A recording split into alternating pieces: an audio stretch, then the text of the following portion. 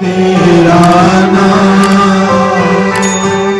सबसे ऊंचा है प्रभु, यीशु तेरा नाम, यीशु तेरा नाम। हालेलुया। आया उसे नाम को महिमा दे, उस ऊंचे नाम को महिमा दे, उस सबसे मधुर नाम को महिमा दे। हालेलुया। उस यीशु मसीह के नाम में एक दूसरे से हाथ मिलाइए और कहिए प्रभु आपको आशीष दे। उस यीशु मसीह के नाम में जिससे मुर्दे जीवित होते हैं, जिससे रोगी चंगे होते हैं, जिससे बंधन छुड़ाए जाते हैं, उस यीशु मसीह के नाम में आपको मैं जय मसीह की कहता हूं। हालेलुया। उस ऊंचे नाम में जो सारे आसमानों में ऊंचा नाम है, जो सारे मनुष्य के द्वारा गाए गए गीतों में सबसे मधुर नाम है, जो सारापों के द्वारा लिया गया सबसे पवित्र नाम है, जो सबसे ऊंचा और महान नाम है, जिस नाम जाके पृथ्वी के हर एक मनुष्य के घुटने झुकाने होंगे, जिस नाम का हर एक मनुष्य को इनकार करना होगा, मैं उस यीशु मसीह के नाम में आपको जय मसीह की कहता हूँ। आइए उस यीशु मसीह के नाम में पिता से प्रार्थना करें। स्वर्गीय पिता, हम धन्यवाद देते हैं आज उस ऊंचे और महान नाम के लिए जो हमारे बीच में जाहिर हुआ। खुदावन, आपने स्वयं पृथ्वी पर कहा मैंने तेरा नाम उन मनुष्यों में जिन्हें जगत में से तूने मुझे दिया प्रकट किया है, और न सिर्फ तूने कहा कि किया है, बल्कि प्रभु आपने कहा मैं आगे भी करता रहूंगा। प्रभु आज ये शाम हो सकती खुदावन कि आज जो लोग यीशु मसीह के नाम को नहीं जानते पिता, जिन पर वो नाम जाहिर नहीं हुआ पिता, आज वे प्रकट किए जा सकते पिता। होने पर आज की शाम की सभा, हमारे जीवन, हमारी छोटी गैदरिंग्स जमा होना, हर एक बात पिता हमारी उन्नति और आपकी महिमा का कारण बने खुदावन। इन सारी सभाओं में पिता तेरा आत्मा जिस प्रकार से अभी तक जुम्बिश किया पिता, वैसे हमें आगे लीड करे खुदावन। धन्यवाद है सुबह के संदेश के लिए पिता, और तेरे लोगों के लिए पिता, तेरे बच्चों के लिए पिता, उनका आपके छोटे बच्चों के लिए पिता, जो अपनी जुबान अपने होठों को मुंह को खोल करके आए खुदावन, ताकि मामा ईगल फिर से आए परमेश्वर और अपने जीवित वचन से उनके जीवन को तृप्त करे परमेश्वर। प्रभु होने पाए इस समय की इस सभा को पिता छुए पिता, ब्लेस करे पिता, शैतान करे की युक्ति प्रभु यीशु मसीह के नाम में दूर रहे पिता। महिमा का आत्मा हमारे मंडराने दे पिता, महिमा आदर आपको देते पिता। सब अपने आप को सब कुछ आपके हैंड ओवर करते हुए प्रभु प्रार्थना यीशु मसीह के नाम में मांगते हैं। आमीन, आमीन। क्या हम सभी लोग आमीन कह सकते हैं पीछे? हालेलुया, आमीन। क्या हम चिल्लाने में विश्वास करते हैं?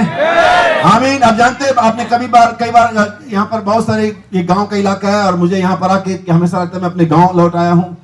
और यहाँ पर कई बार हमने वो छप्पर झोपड़ी को ठीक ऊपर करते हुए देखा, मजदूरों को, गांव के लोग को। वो क्या करते, जब उसको उठाते बहुत चिल्लाते हैं। जब भी आप वजन उठाते हैं तब चिल्लाते हैं। इवन जो वो वेट लिफ्टर वाले होते हैं वे भी जब वजन को ऊपर चिल्लाते हैं। आप जानते हैं ऐसा क्यों करते हैं? क्योंकि चिल्लाने से एनर्जी आती है, ताकत आती है। हम जितने ताकतवर पहले होते हैं, चिल्लाने बाद हम उससे ज्यादा ताकतवर होते हैं। आप अभी चिल्ला करके महसूस कर सकते हैं।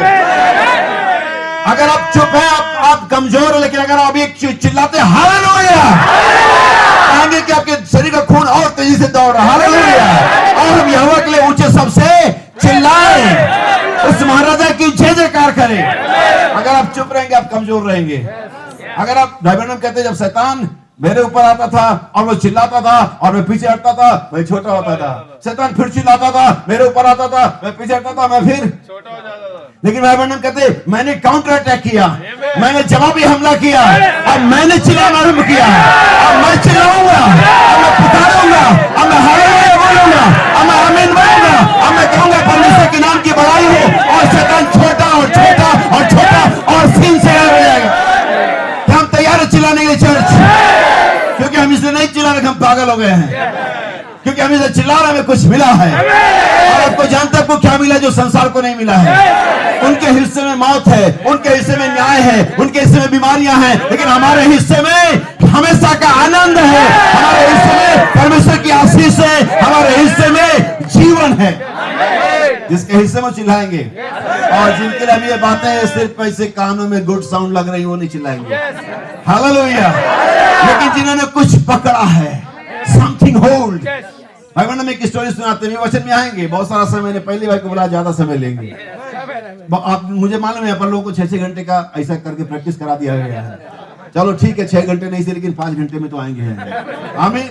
भाई बहन, में एक स्टोरी सुनाते, एक छोटा बच्चा था, वो अपनी माँ के साथ रहता था, और अचानक एक दिन रात को अंधकार हो गया, तूफान आ गया, और सारी लाइट और शायद इन्वर्टर भी उनका खत्म हो गया होगा, और अंधेरा बहुत गहरा हो गया। और वो छोटा बच्चा अपने कमरे में सोता, माँ को आवाज देता, मम्मी मम्मी। दूसरे कमरे से आवाज देती, यस माय सन, मेरे बच्चे क्या बात है, मैं यहाँ हूँ। वो कहता मुझे डर लग रहा है, लेकिन माँ कहती है नहीं, लेकिन मैं यहां हूं, तुम्हें डरने की कोई जरूरत नहीं है।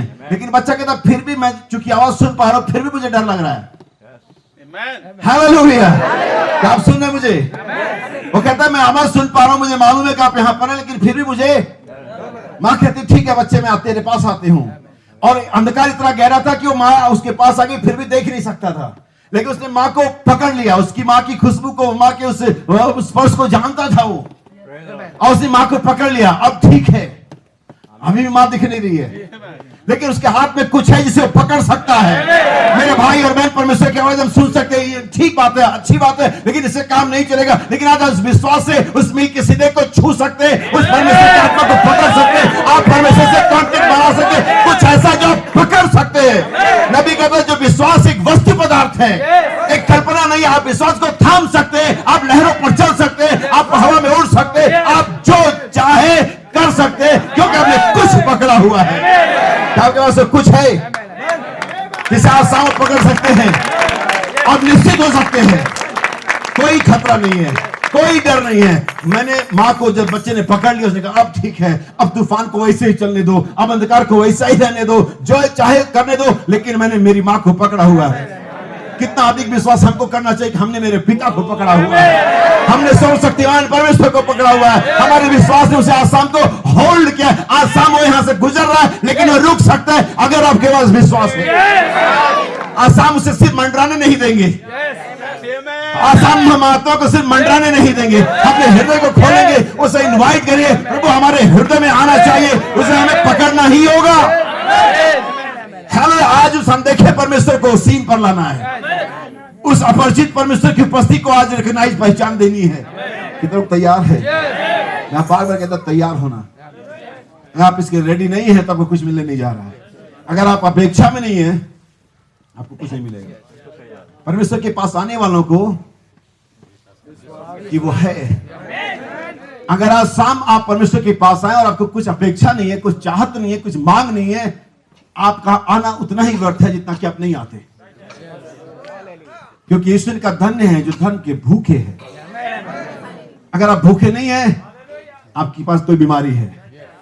बच्चों को डॉक्टर के पास है, बच्चा डॉक्टर साहब खाना नहीं खाता, क्यों ले आते हो डॉक्टर? खाना नहीं खाना बीमारी है। हालेलुया, धन्य जो धन के भूखे और क्योंकि वे तृप्त किए जाएंगे। परमेश्वर आज यहाँ पर झांक रहा और ये नहीं देख रहा कि कौन भरा हुआ है, लेकिन परमेश्वर झांक रहा और देख रहा कौन खाली है। परमेश्वर आज यहाँ पर सर्च कर रहा और ये नहीं देख रही कौन सुलझा हुआ है, लेकिन परमेश्वर देखे कौन टूटा हुआ है। क्या आप टूटे हुए हैं? क्या आप खाली हैं?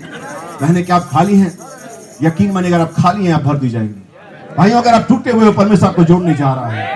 अगर आपके पास चाहत है, डिजायर है, इच्छा है, मेरी बाइबल मुझे सिखाती है, वो हम उनको जो भूखे और प्यासे वो जो आते हैं उसके बाद उनको उत्तम पदार्थों से तृप्त करता है। वो हमारी लालसाओं को उत्तम पदार्थों से तृप्त करता है, बशर्ते आपके पास शाम लालसा होनी चाहिए, अपेक्षा होनी चाहिए, भूख होनी चाहिए, कुछ खिंचाव होना चाहिए, ताकि परमेश्वर आपके हृदय में आ सके। आमीन। प्रभु आपको आशीष दे। हम वचन को पढ़ेंगे, हम तैयार हैं इसके लिए? हालेलुया। दूसरा कुरिन्थियों 5 अध्याय उसके 21 वचन से मैं पढ़ूंगा आपके लिए, और कुछ और बातें हैं जिसे हम थोड़ी देर में देखेंगे। आज मेरे पास बहुत सारे अलग अलग विषय और मैं सबको एक साथ समेटने की कोशिश करूंगा। परमेश्वर मेरी सहायता करे। आप मेरे लिए प्रार्थना करना। आमीन। घंटियों को बजाते रहे। हालेलुया, आमीन। दूसरा कुरिन्थियों 5 अध्याय उसका 21 वचन है ये।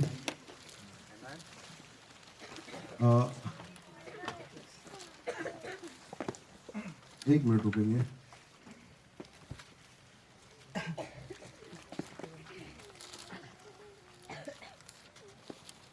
ठीक है, मैं आपके इसे पढ़ता हूं। बाइबल में लिखा हुआ, जो पाप से अज्ञात था उसी को उसने हमारे लिए पाप ठहराया कि हम उसमें होकर परमेश्वर की धार्मिकता बन जाएं। आमीन। और इसी प्रकार से हम इसके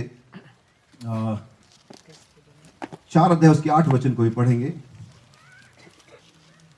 बल्कि मैं 7 से, ठीक है, 8वें वचन से मैं आपके लिए पढ़ता हूं इसे। और यह इस प्रकार से लिखा हुआ है, हम हम चारों ओर से क्लेश तो भोगते हैं पर संकट में नहीं पड़ते, निरुपाय तो हैं पर निराश नहीं होते, सताए तो जाते हैं पर त्यागे नहीं जाते, गिराए तो जाते हैं पर नष्ट नहीं होते। हम यीशु की मृत्यु को अपनी देह में हर समय लिए फिरते हैं, यीशु का जीवन भी हमारे देह में प्रकट हो। आमीन। प्रभु के आशीष प्रभु के पढ़े गए वचन पर हो। अगर आपके पास कभी समय हो तो इस पूरे चैप्टर को आप घर में पढ़ेगा। प्रभु आप सभी को आशीष दे। हम सब अपनी जगहों में बैठ सकते हैं। हालेलुया। महिमा की तालियां प्रभु यीशु मसीह को देंगे। आमीन। और आज इस शाम के लिए हम परमेश्वर के फिर से शुक्रगुजार हैं, धन्यवादी हैं कि उसने फिर से एक बार समय दिया कि हम उसके साथ यहाँ पर आ सके और हम एक साथ बैठ करके परमेश्वर की वचन का आनंद उठा सकें। क्या परमेश्वर के वचन किससे प्रेम करते हैं? हालेलुया। आज संस्था अगर आप पीछे जाएं, अगला दिन जो आएगा 25 दिसंबर, वो लोग यीशु मसीह से प्रेम करते हैं। लेकिन यहाँ पर एक झुंड है जो न सिर्फ यीशु मसीह से प्रेम करता है बल्कि उसके वचनों से भी प्रेम करता है, और वे सिर्फ यीशु मसीह से प्रेम करते हैं।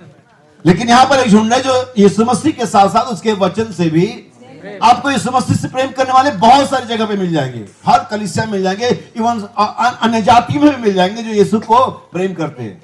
लेकिन अगर आप संस्थाओं में भी ढूंढने के लिए जाओगे तो बहुत कम मिलेंगे जो यीशु मसीह के साथ साथ उसके वचन से भी, क्योंकि मेरी बाइबल सिखाती है, जैसा कि मैं कल फिर बता रहा था वस्त्र के बारे में, उस समय 7 स्त्रियां होंगी और एक पुरुष को पकड़ेंगी और कहेंगी रोटी हम अपनी खाएंगे, कपड़े भी अपने ही। लेकिन परमेश्वर कभी नहीं चाहता कि उसके पुत्र की जो दुल्हन है वो अपने कपड़े पहने, जबकि उसके पास पिता की ओर से उससे बेहतर कपड़े हैं। आमीन। वो नहीं चाहता कि आप अपने पहने, क्योंकि आपसे बेहतर उसके पास आपके लिए है। जितनी हमारी सोच है, हमारी कल्पनाएं हैं, उससे बेहतर वो हमारे लिए। जैसा कि कल भाई सुभाष भाई रॉबिन्सन बता रहे थे याकूब के बारे में, वो लड़ाई लड़ रहा था, टांग खींच रहा था, मैं पहले जाऊंगा। कई बार हम ये कोशिश करते हैं कि हमें कुछ अधिक मिल जाए, हम थोड़े बड़े हो जाएं, और इस चक्कर में आप वो भी गवा देंगे जो आपके पास हो सकता है। बाइबल में क्या लिखा था? भविष्यवाणी इस प्रकार से थी कि जो जेठा होगा वो छुटके का दास होगा। कल्पना करिए याकूब टांग खींच करके पहले आ जाता। अगर परमेश्वर उसको इस प्रयास में सामर्थ्य देता कि ठीक है तू पहले आ जा, फिर क्या होता? याकूब जेठा होता और फिर याकूब का दास होता। हर बार आपकी सोच में भलाई नहीं होती है, लेकिन हर बार परमेश्वर की सोच में हमारे लिए भलाई होती है। जहां पर परमेश्वर ने आपको रखा है, जिस क्रम पे आपको रखा है, जिस पोजीशन पे आपको रखा है, वही बेहतर जगह है जहां पर हो सकते थे आप। उससे बेहतर जगह अगर परमेश्वर के पास आपके लिए होती, वो जरूर देता था। उससे बेहतर उसके पास नहीं थी। मैं भी कहता उसने हमें अपना पवित्र आत्मा दिया, इससे बेहतर और वो हमें क्या दे सकता था? उसने हमें अनंत जीवन दिया, इससे बेहतर, इससे ज्यादा वो हमें और क्या दे सकता था? उसने हम मानव जाति के साथ, हम पापी लोगों के साथ अपनी पहचान दी, इससे बेहतर वो क्या कर सकता था? उसने हमारे लिए वो किया जो सबसे बेहतर था। आइए आज शाम हम वो करें उसके लिए जो सबसे बेहतर हम कर सकते हैं। हालेलुया। बाइबल रोमियो की पत्री 12 अध्याय बताती है, इसलिए हे भाइयों मैं तुम्हें परमेश्वर की दया स्मरण दिलाकर के तुमसे विनती करता हूं। क्या विनती करता हूं? कि अपने शरीरों को, किसको? और दुनिया में अगर आप जाएं, इवन क्रिश्चियनिटी में और अदर रिलीजन में, वो पैसा दे सकते हैं, वे जमीन दे सकते हैं, वो जानवर दे सकते हैं, लेकिन जब कहते हैं नहीं मुझे आप चाहिए, नहीं मेरे पास बहुत सारा काम है, शरीर नहीं देते वो। यहां तक कि मसीही लोग चर्च में एसी लगवा देंगे। अच्छा ये कन्वेंशन मीटिंग भाई बिल्कुल 1.5 लाख रुपए खर्चा है, मैं पैसा दे रहा हूं, मीटिंग में खुद नहीं आए। हालांकि अगर कोई ऐसा हो हम फिर भी एक्सेप्ट कर लेंगे उनको, लेकिन मैं सिर्फ बता रहा हूं वो अपने आप को नहीं देते। लेकिन बाइबल आपसे आपका कुछ नहीं मांगती, बल्कि बाइबल आपको मांगती है। परमेश्वर आपसे कुछ नहीं चाहता। यही वजह है कि वो कहता क्या मैं बहनों का लहू पीऊं? सारी पहाड़ की बकरियां मेरी हैं, तुम ये सोना मूल्यवान मुझे क्या चढ़ा रहे हो? मैंने ही ने इन खनिज पदार्थों को जमीन में बनाया हुआ है, तुम मुझे से क्या रिटर्न कर रहे हो? और परमेश्वर क्या चाहते हैं कि मनुष्य वेदी पर आए और अपने आप को सरेंडर करे परमेश्वर के हाथों में, और आप फिर एक दुनिया को बदली हुई दुनिया के रूप में देखेंगे उस मनुष्य के द्वारा जो फुली सरेंडर लाइफ जी रहा है। परमेश्वर को एक आधा अधूरा समर्पित जीवन नहीं चाहिए। हे भाइयों मैं परमेश्वर की दया स्मरण दिलाकर के तुमसे विनती करता हूं कि अपने शरीरों को, किसको? फिर से मैं आपसे वापस आवाज चाहता हूं, बाउंस करें, बैक करें मुझे। अपने शरीरों को, अपनी इस देह को जिसको हम बहुत नेग्लेक्ट करते हैं, प्रभु इस देह में क्या कुछ अच्छा है? आमीन। हम तो शरीर में है, देह तो कमजोर है, जैसे भाई रविशन बता रहे थे, ये बहानेबाजी है सिर्फ। आप ये बात यीशु के लहू बहाए जाने से पहले कह सकते थे। ये बात जब पवित्र आत्मा नहीं उड़ेला गया था, तब पवित्र आत्मा उड़ने जाने का समय नहीं था, तब आप कह सकते थे। और जिन लोगों ने इसके पहले इन शरीरों में गलतियां करी, परमेश्वर को वैसे माफ भी कर दिया। लेकिन मेरी बाइबल कहती है जो सच्चाई को जानने के बाद गुनाह करता है, पाप करता है, उसके लिए कोई माफी नहीं है। इसलिए अपने शरीरों को कमजोर मत आके, इसके लिए यीशु ने दाम चुकाया। आप स्पेशल लोग हैं। आज आपकी वैल्यू यीशु के लहू के बराबर है। आप उठा सकते हैं, आमीन कह सकते हैं। मैं 100 रुपए जब दुकानदार को देता हूं तो मैं अपेक्षा करता हूं मुझे 100 रुपए का सामान मिले, क्योंकि मेरे 100 रुपए की वैल्यू है, 100 रुपए वैल्यू उसकी, और मैं 100 रुपए का ही सामान लेना पसंद करूंगा। यानी कि जितना मैं पेमेंट कर रहा हूं उतने का ही मुझे प्रोडक्ट चाहिए। सही बात है, सभी लोग ऐसा चाहते हैं। अब मुझे एक बात बताइए कि यीशु ने आपके लिए क्या दाम चुकाया, तो आपकी वैल्यू कितनी है? आप उतने ही महत्वपूर्ण जितना यीशु का लहू महत्वपूर्ण है। क्योंकि यीशु मसीह कोई मूर्ख टाइप का व्यक्ति नहीं है जो आपके लिए लहू बहा दे।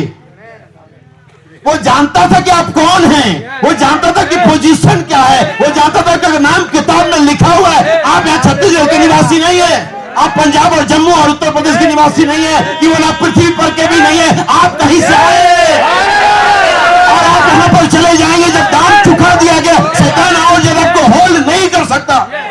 जब आपके पास लीगल अथॉरिटी होती है, पेपर होते हैं, आप पेश करते कानून को। किसी ने कब्जे जमाए, किसी ने गुंडाई करी है, किसी ने कुछ भी किया, और कानून अपनी फोर्स को भेजता है, वो इन्फोर्सर को भेजता है, वो दबाव बनाने को भेजता है, वो पुलिस को भेजता है, और जल्दी ही आपकी जमीन आपकी होती है।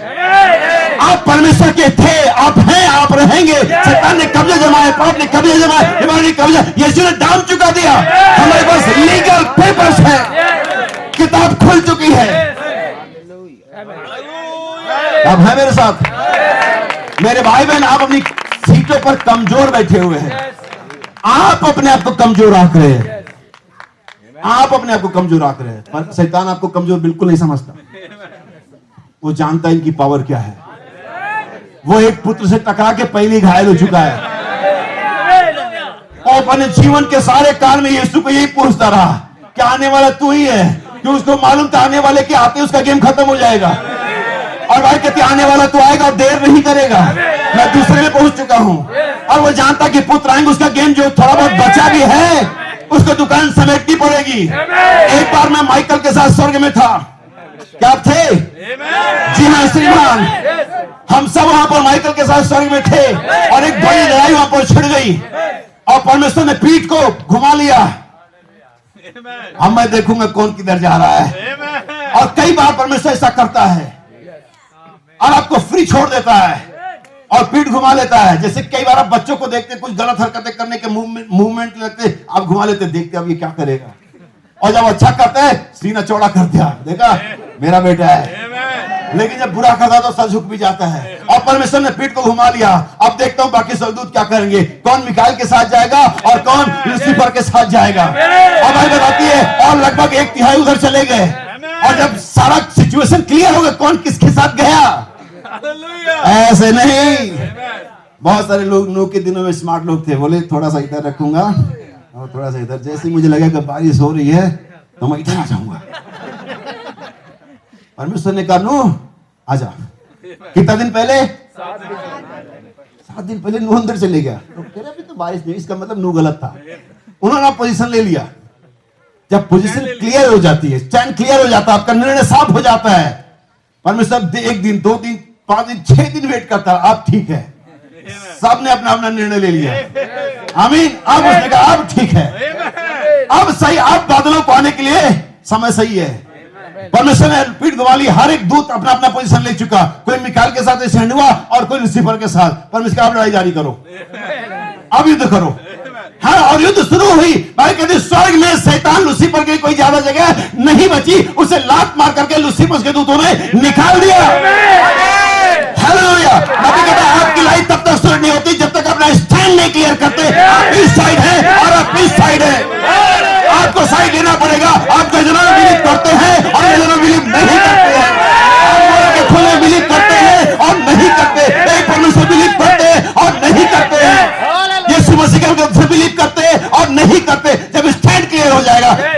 हो जाएगी। आप कहीं भाई फाइट से फिर क्या होगा? अरे वही जो पहले हुआ था। ये कोई बार बार बदल थोड़ी ना स्क्रिप्ट। उसने एक ही स्क्रिप्ट लिखी है, एक ही कहानी लिखी है। हीरो हर बार जीतता है, अमरीश पुरी हर बार मरेगा।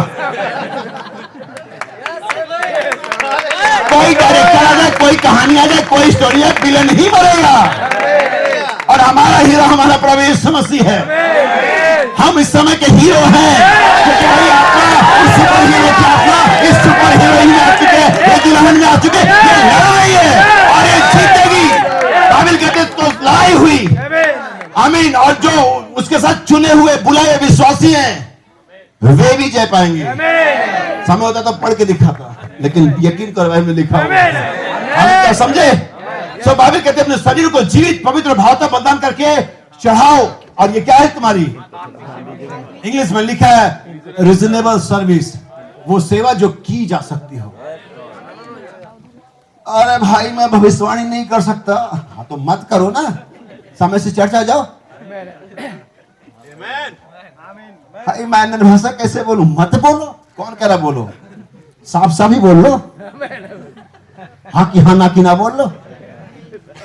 मुझसे भविष्यवाणी नहीं होती, मुझसे भाषा नहीं होता, मैं अनुवाद मत कर पाऊं।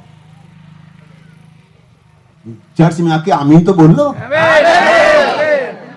मतलब जो नहीं हो सकता मत करो। परमेश्वर भी नहीं कहता करो, लेकिन परमेश्वर ये जरूर कहता कि जो कर सकते हो वो करना है तुम्हें, और जो तुम कर सकते हो वो करते हो, वही तुम्हारी रीजनेबल सर्विस है, वही परमेश्वर को ग्रहण योग्य है। बहानेबाजी कुछ नहीं चलेगी। हम ये नहीं कर सकते, वो नहीं कर सकते, मैं ऐसा नहीं कर सकते, नहीं मत करो।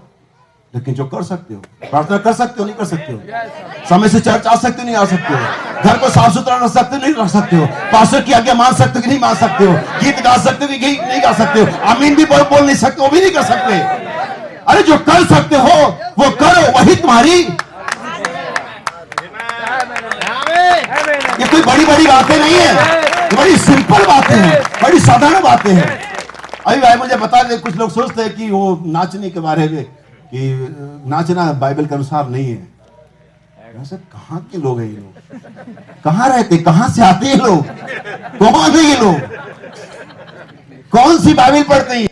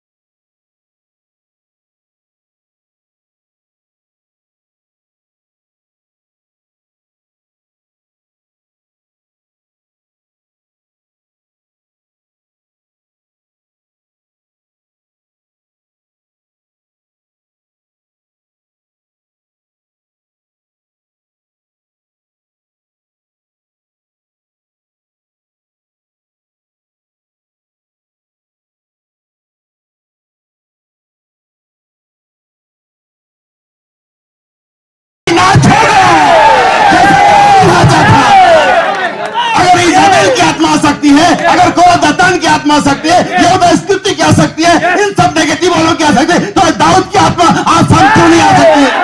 दाऊद की आत्मा आएगी और अगर आत्मा आएगी वैसा ही नाचेंगे जैसे दाऊद आत्मा में। पागलपंती चल रही है। तुमको नहीं मन करता आते हुए देखते हैं, आप अपनी कुर्सी पर बस बैठे नहीं रह सकते हैं। जब आपके हृदय में वचन लगने लगता है, जब हृदय के तार को छेड़ता है, जब एक टच करता है, तो आपके अंदर की विस्फोट होता है और विस्फोट क्या करता है, वो स्वतः ही आमीन खुद ब खुद निकलता है। कोई व्यक्ति आपको फोर्स नहीं करता कि आप आमीन बोले, लेकिन वो खुद निकलता है। यस सर, ये मेरे पिता की आवाज है, मैं यहाँ पर रिस्पॉन्स करूंगा, मैं मरा हुआ, मैं पागल, मैं लेकिन रिस्पॉन्स करूंगा।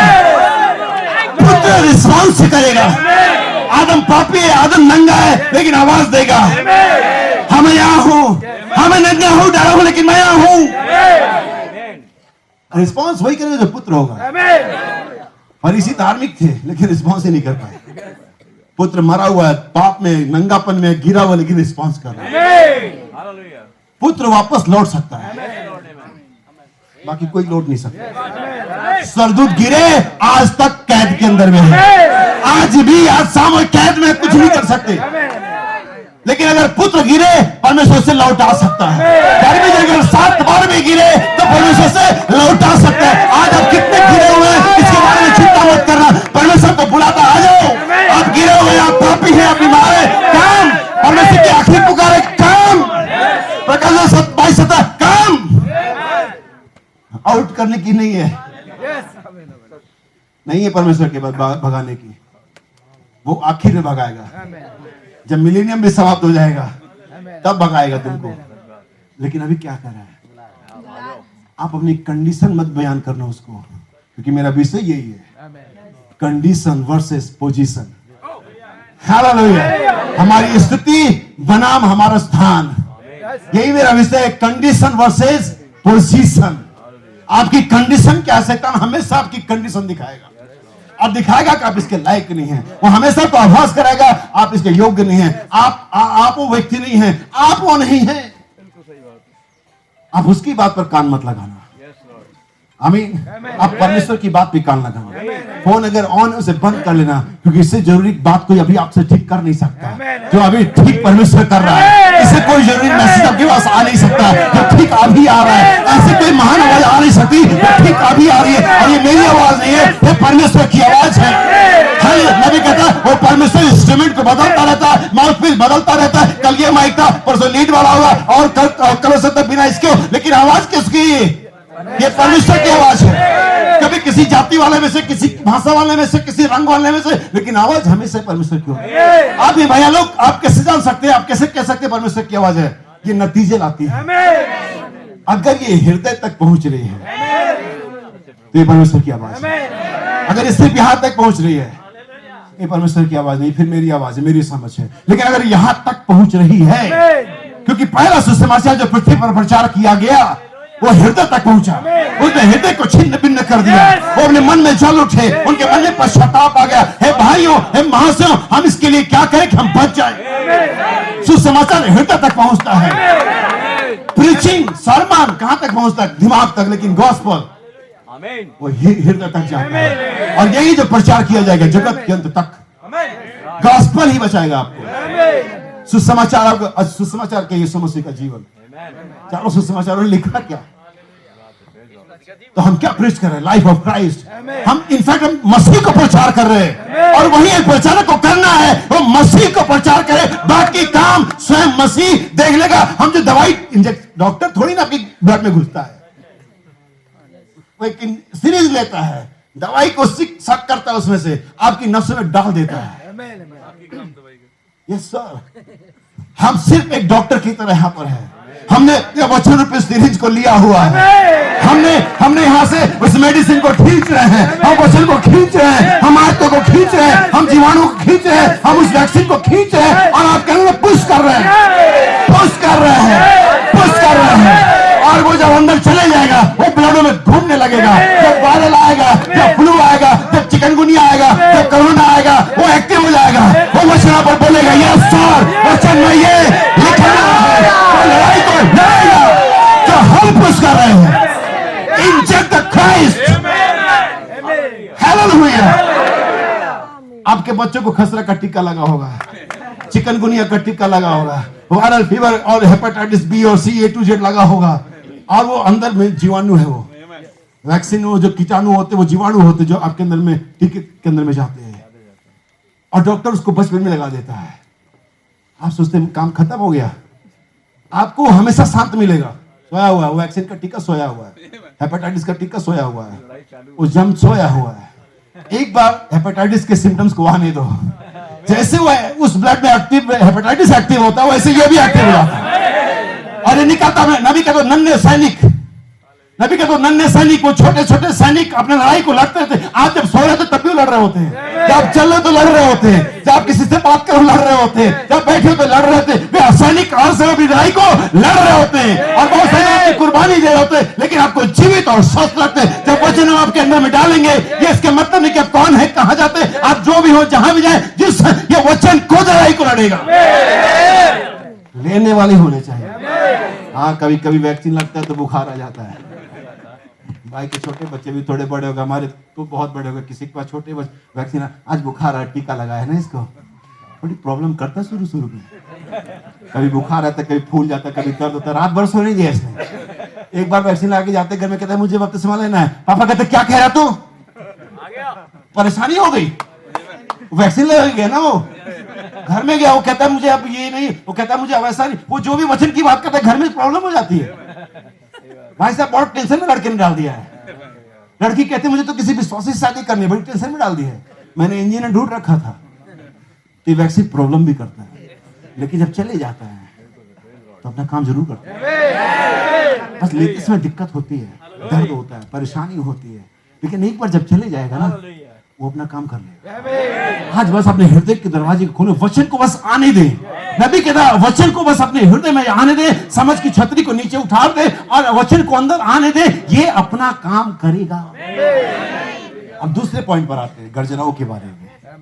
कितने लोग इसे जानना चाहते हैं, और ये मुझे बताएगा कि मुझे इसके बारे में बात करनी थोड़ी सी, फिर मैं अपने मुख्य विषय पर आऊंगा। कितने लोग चाहते हैं कि इसको समझना चाहते हैं। ये सबसे महत्वपूर्ण विषय है इस समय के लिए। हमें क्यों हम इसके विषय में अब बात करते हैं।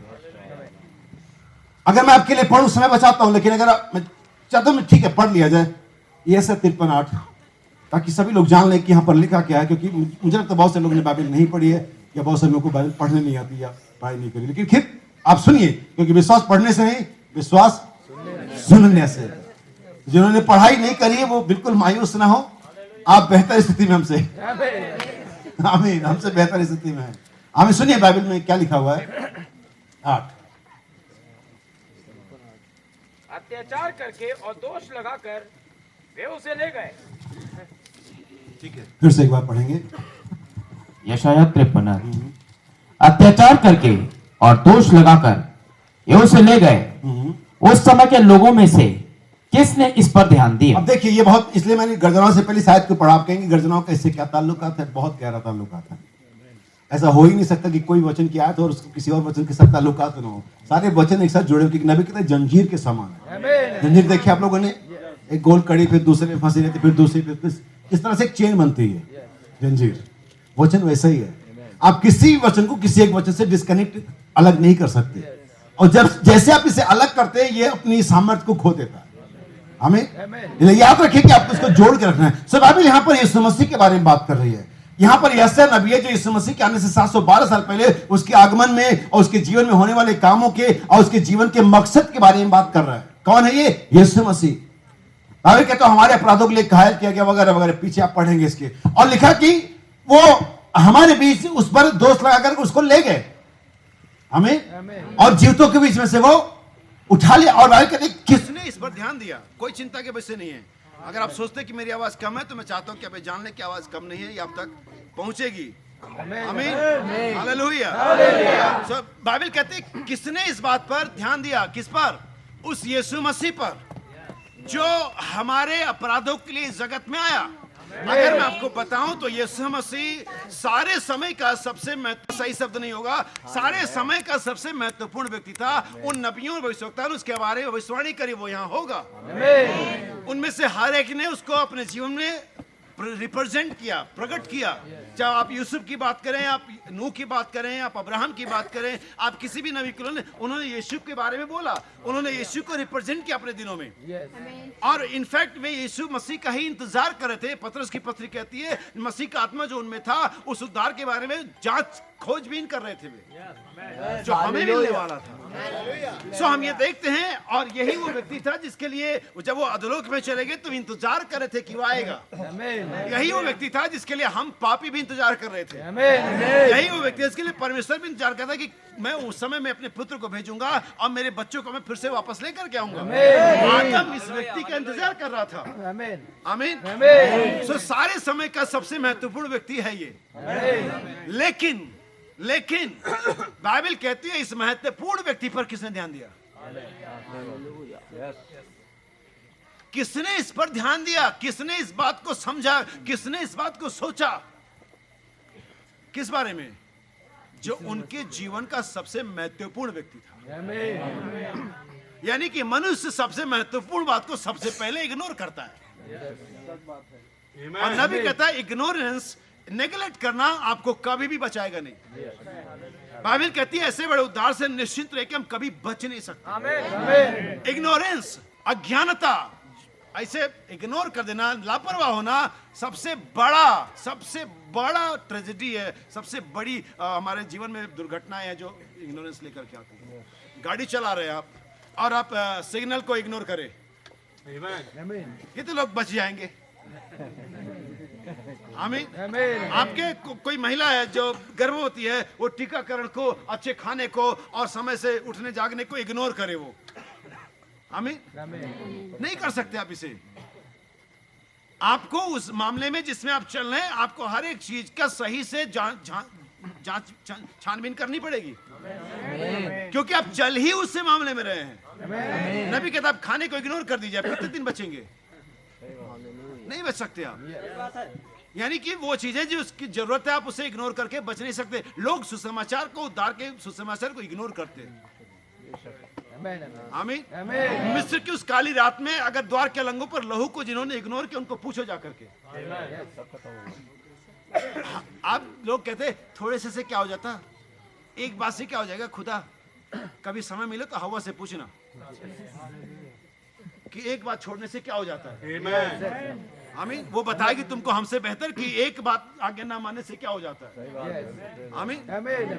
ये हमेशा याद रखना, एक चीज बाइबल कहती है जो 100 में से 99 आज्ञाएं मानता है और एक को छोड़ता है, वो 99 के ना मानने के बराबर ही है। आमीन। सो ये व्यक्ति यीशु मसीह सारे समय का, सारे लोगों के लिए हर एक प्लान के परमेश्वर के मुख्य व्यक्ति है। और बाइबल कहती है इस पर किसी ने ध्यान नहीं दिया। ठीक, आप कहेंगे इसका क्या मतलब है? मैं वहीं पर आना चाह रहा हूँ। आमीन। अब हम यहाँ इस मैसेज के अंदर में हमें चलते हुए, मुझे चलते लगभग 25 साल हो गए, हमारे नबी को गए हुए लगभग 65 साल से ज्यादा हो गए। और हमारे नबी ने बहुत सारे मैसेजों को हमारे लिए प्रचार किया, टेप्स और बुक्स में कंटेन किया और हमें दे दिया। और ये परमेश्वर की योजना थी, ना कि हमारे नबी की योजना थी। परमेश्वर ने कहा जाकर जिसका टेप्स बना। अब ध्यान सुनना, बहुत सारे लोग कहते हैं गर्जनाएं बाइबल में लिखी नहीं गई हैं। आमीन। और लगभग 2006 तक, 2005 तक मैं भी ऐसा सोचता था, लेकिन मैं अगेंस्ट कभी भी नहीं था, क्योंकि 2003 में मैंने भाई बर्नम के संदेश को पढ़ा, परमेश्वर को बेपर्दा करना। भाई बर्नम से किसी ने पूछा, भाई बर्नम हम अंत के समय के बहुत करीब हैं, तो क्या कोई नया प्रकाशन है या कोई नया व्यक्ति है जिसको ये बात दी जाएगी गर्जनाओं के बारे में? बाइबल कहते जी नहीं श्रीमान, अगर ये कुछ ऐसा नहीं है जो बाहर से आएगा, अगर ये कुछ बाहर से आता तो बाइबल के विरोध में चला जाएगा, जहां पर लिखा हुआ कि इसमें कुछ जोड़ नहीं सकते, ना इसमें से कुछ निकाल सकते। तो बाइबल हम कहते हैं ये वो प्रकाशन था जो पीछे छूट गया था। आमीन। लेकिन सातवां दूत सारे लूज एंड्स को, सारी छूटी बातों को क्या करता है? इकट्ठा करता है। यानी कि गर्जना यहाँ बाइबल में होनी चाहिए। क्या बिलीव करते हैं कि कोई ऐसी बात होगी गर्जनाएं जो बाइबल में नहीं लिखी होगी? मुझे नहीं चाहिए, मुझे बाइबल के बाहर वाली गर्जनाएं नहीं चाहिए। आमीन। लेकिन याद रखिए बाइबल अंदर भी लिखी गई है और बाहर भी लिखी गई है। बाइबल कहती तुम जीवित पत्री हो, बाइबल यह नहीं कहती कि तुम नई पत्री हो। बाइबल यह नहीं कहती कि तुम अलग से पत्री हो, बल्कि वही जो अंदर लिखी है। जब आपके घर में सुसमाचार प्रचारक गया, चाहे बिल भाई गया, चाहे अशोक लाकड़ा गया, चाहे कोई भी गया, तो आपको उन्होंने बाइबल की आयतें दी बपतिस्मे के बारे में। उन्होंने फिर तो कम 2:38 निकाला, फिर तो कम 2:38 अंदर लिखा हुआ था। और आप घर में 4 लोग मान लो थे, आप, आपकी पति, आपकी पत्नी, आपके माँ बाप जो भी हो, और उन 4 में से एक व्यक्ति आगे बढ़ता है, कहता है भाई ये बात सही है, और वो आगे बढ़ता नदी तक जाता है, बपतिस्मा लेता है। आप जानते हैं क्या हुआ? वो जो अंदर फिर तो कम 2:38 में लिखा हुआ था, वही बाहर लिखा हुआ था। वही आपके अंदर में जगत के होने से पहले परमेश्वर ने लिखा हुआ था। वो आप नई पत्री नहीं थे, लेकिन वही जो ऑलरेडी लिखी हुई है। क्या आप समझ पा रहे? मैं रात को सो रहा था, और सोते सोते मैं संडे संदेश की तैयारी कर रहा था, और मेरे दिमाग में प्रकाशित 10:7 चल रहा था, और बहुत सारी बातें चली थी। फिर अचानक परमेश्वर ने मुझे इस तरह से समझाना शुरू किया कि देखो, यूहन्ना ने जो प्रकाशित 10 को लिखता है वो एक दर्शन है। अब मैं पूरी डिटेल में जाऊं, लेकिन आपको समझाता हूं। यूहन्ना ने प्रकाशित 10 कब लिखा? आज से लगभग 2022 साल पीछे, 95 AD के आसपास। नहीं, ठीक बात है ये? उसने लगभग 95 वर्ष के अंदर में यीशु मसीह के जाने के लगभग 60 साल के बाद उसने ये किताब को लिखा पतमस नाम टापू में। और वो कल्पना करिए, वो हमारी तरह से बैठा हुआ है, जहां पर भी बैठा हुआ है, हम भी जैसे भाई लोग बैठा हुआ है, और उसके सामने एक LED ओपन हो गई। दर्शन कहूंगा शायद समझने, लेकिन LED सभी समझ जाते हैं। एक सीन आने लगा। क्या? जैसा आप न्यूज चैनल देखते हैं तो उस पर नीचे टाइम लगता है, ऊपर डेट लिखी होती है, ये लाइव न्यूज चैनल चल रहा है, मैच चल रहा है, ये लाइव है। ऐसे ही यूहन्ना के सामने एक दर्शन उभर करके आया, जिसकी तारीख क्या थी? 28 फरवरी 1963। कहते हैं उस दिन वो लेख पूरा हुआ। आमीन। ध्यान समझना। लेकिन यूहन्ना एक्चुअल में बैठा कहाँ है? 2022 साल पीछे। और सीन कहाँ का देख रहा है? 2000 साल के आगे, 1965 का। और वो दर्शन में इस तरह से होता है कि 7 स्वर्गदूत नीचे आते हैं, वो बलि स्वर्गदूत आता है, और जब आता तो गर्जन के 7 शब्द सुनाई देते हैं। एक्चुअली में ये दर्शन था, विजन था, ये वास्तविकता में नहीं हो रहा था। और यूहन्ना इसे दर्शन में देख रहा था, जो वास्तव में 1965 में होने वाला था। लेकिन उस दिन में जब यूहन्ना इसे देख रहा था, तब ये हो नहीं रहा था। जैसे पौलुस ने अपने दिनों में देखा कि अंत के दिनों में लोग ढीठ, घमंडी, दुराचारी, म्यारी, जो भी है, वो तीमुथियुस की पत्री पढ़ा आप लोगों ने। उसने किस समय में देखा? उसके दिनों में ऐसे लोग नहीं थे। आप 100 साल पीछे चले जाओ, ऐसे लोग नहीं थे। दया थी उनके अंदर में, नहीं? माँ बाप का कहना मानने वाले 100 साल पीछे तक थे। लेकिन क्या करें, वो तो पौलुस ने कहा अंत के दिनों में, और ये वो वाला है। तो पौलुस के दिनों में ये लोग नहीं एग्जिस्ट करते थे, लेकिन आज एग्जिस्ट करते हैं। ऐसे ही यूहन्ना ने जब दर्शन देखा, तो वहां पर वास्तव में कुछ नहीं हो रहा था, वो दर्शन देख रहा था। जैसे नहूम ने देखा कि मैंने रथों को चौकों में बेग से दौड़ते हुए देखा। आज मेट्रो सिटीज के चौराहे थे जहां पर गाड़ियां सर पर दौड़ रही है। अब उन दिनों में गाड़ियों को रथ ही कहते थे। समझ में आ रही बात? सो यूहन्ना ने दर्शन में देखा कि गर्जनाएं हुई, और वो गर्जनाओं में हुई शब्दों को उस दिन में लिखना चाह रहा था जिसमें वो बैठा हुआ था। अब कोई समझ रहा है, नहीं समझ, नहीं मालूम, लेकिन कोई तो समझ रहा है। हालेलुया। अपने दिन में आज की बात को लिखना आरंभ करता है वो। परमेश्वर का दूत उसके कहता है इसे मत लिख, उस दिन में मत लिख, कर दे। वरन जो आवाज तूने इन गर्जनाओं से सुनी है, उन पर मुहर लगा, उन्हें सील कर दे। आमीन। कब तक के लिए? एक सर्टेन टाइम था वहां पर। वरन 7वें स्वर्गदूत के शब्द देने के दिनों में, जब वो तुरही फूकने पर होगा, तब परमेश्वर का गुप्त मनोरथ। आमीन। ध्यान समझना। लेकिन एक दिन 2000 सालों के बाद एक दिन वास्तव में वो दिन आता है। एक दिन वास्तव में वो स्क्रीन पर दिखाए कि तारीख का समय एक्चुअल में आ जाता है। और तब भाई वर्नम उस सेवेनिक कैनियन के अंदर में जाते हैं, उस सनसेट माउंटेन पे जाते हैं, और तब वो 7 स्वर्गदूत अनंतता से आते हैं और धमाका होता है वहां पर। आमीन। और 7 स्वर्गदूतों के समूह में हमारे नबी को उठा लिया जाता है और तब परमेश्वर कहता है इसे अपनी कलम उठा और इसे टेप्स और बुक्स में डाल दे। वास्तव में जब ये दिन आया तब ये नहीं लिखा गया कि मत लिख, तब लिखा गया इसे टेप्स और बुक्स में डाल दे, इसे लिख ले। क्या आप समझ पा रहे हैं? अब गर्जनाओं से प्रॉब्लम यूं है लोगों को क्योंकि समझ नहीं आती। देखिए 2 चीजें हैं, अंग्रेजी में और हिंदी में दोनों समझाता हूँ, साउंड और वॉइस। ठीक है, मैं भूल गया, मैं अपने हालेलुया। 2 चीजें हैं, साउंड और वॉइस। बाइबल कहती है जब वो चिल्लाए तो गर्जन का शब्द हुआ और गर्जनाओं से आवाज निकली। साउंड, रोर, धमाका, थंडर, ये सब एक तरफ रख दीजिए क्योंकि इनका कोई औचित्य नहीं है, लेकिन उसमें से आवाज निकली। समझते साउंड और वॉइस का फर्क समझते हैं? आवाज और शब्द। आवाज कुछ भी हो सकता है लेकिन शब्द निश्चित होता है, शब्द के मायने होते हैं, शब्द के अर्थ होते हैं। इसलिए थंडर्स नहीं है महत्वपूर्ण, उस गर्जना में से जो 7 शब्द निकले, 7 आवाजें जो निकली, जो वॉइसेस निकली वो महत्वपूर्ण है। लेकिन वो वॉइसेस थंडर की तरह थी। ठीक ऐसे ही जैसे आपके लिए कोई सदा सुनाई जाए जिसकी आप अपेक्षा ना कर रहे हो, आमीन, और आप एकदम अवाक रहे, ये क्या हुआ? वो आपके लिए गर्जनाएं हैं, लेकिन उनका गर्जनाओं के पीछे एक शब्द है जिसका अर्थ आप समझते हैं।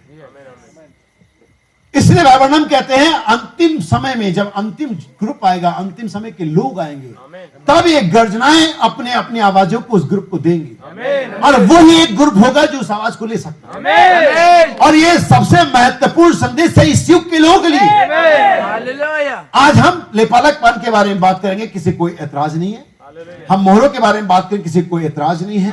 हम एक परमेश्वर के बारे में बात करें, किसी को ऐतराज नहीं है। हम सर्पदंश के बारे में बात करें, किसी को ऐतराज नहीं। लेकिन आप कहते हैं गर्जनाएं, सारे खच्चर कान खड़े करते हैं। हमें क्यों? उनको इससे दिक्कत क्या? यही तो मुख्य बात है। ये इसी संदेश इसी के आधार पर तो तुमने संस्थाओं को छोड़ के निकले थे कि रैप्चर में जाना है, कि देह का बदलाव चाहिए, और तुम्हें अब इसी से प्रॉब्लम है। नबी कहता है उन्होंने दुआएं करी कि हमारे लिए मसीहा भेज दे। चलो फिरौन के टाइम से बात करते हैं। उन्होंने दुआएं करी, ये रामसेस बहुत बुरा राजा आ गया है। उन्होंने दुआएं करी, भूसा नहीं मिलता, ईंट का गिनती भी कम नहीं करना है।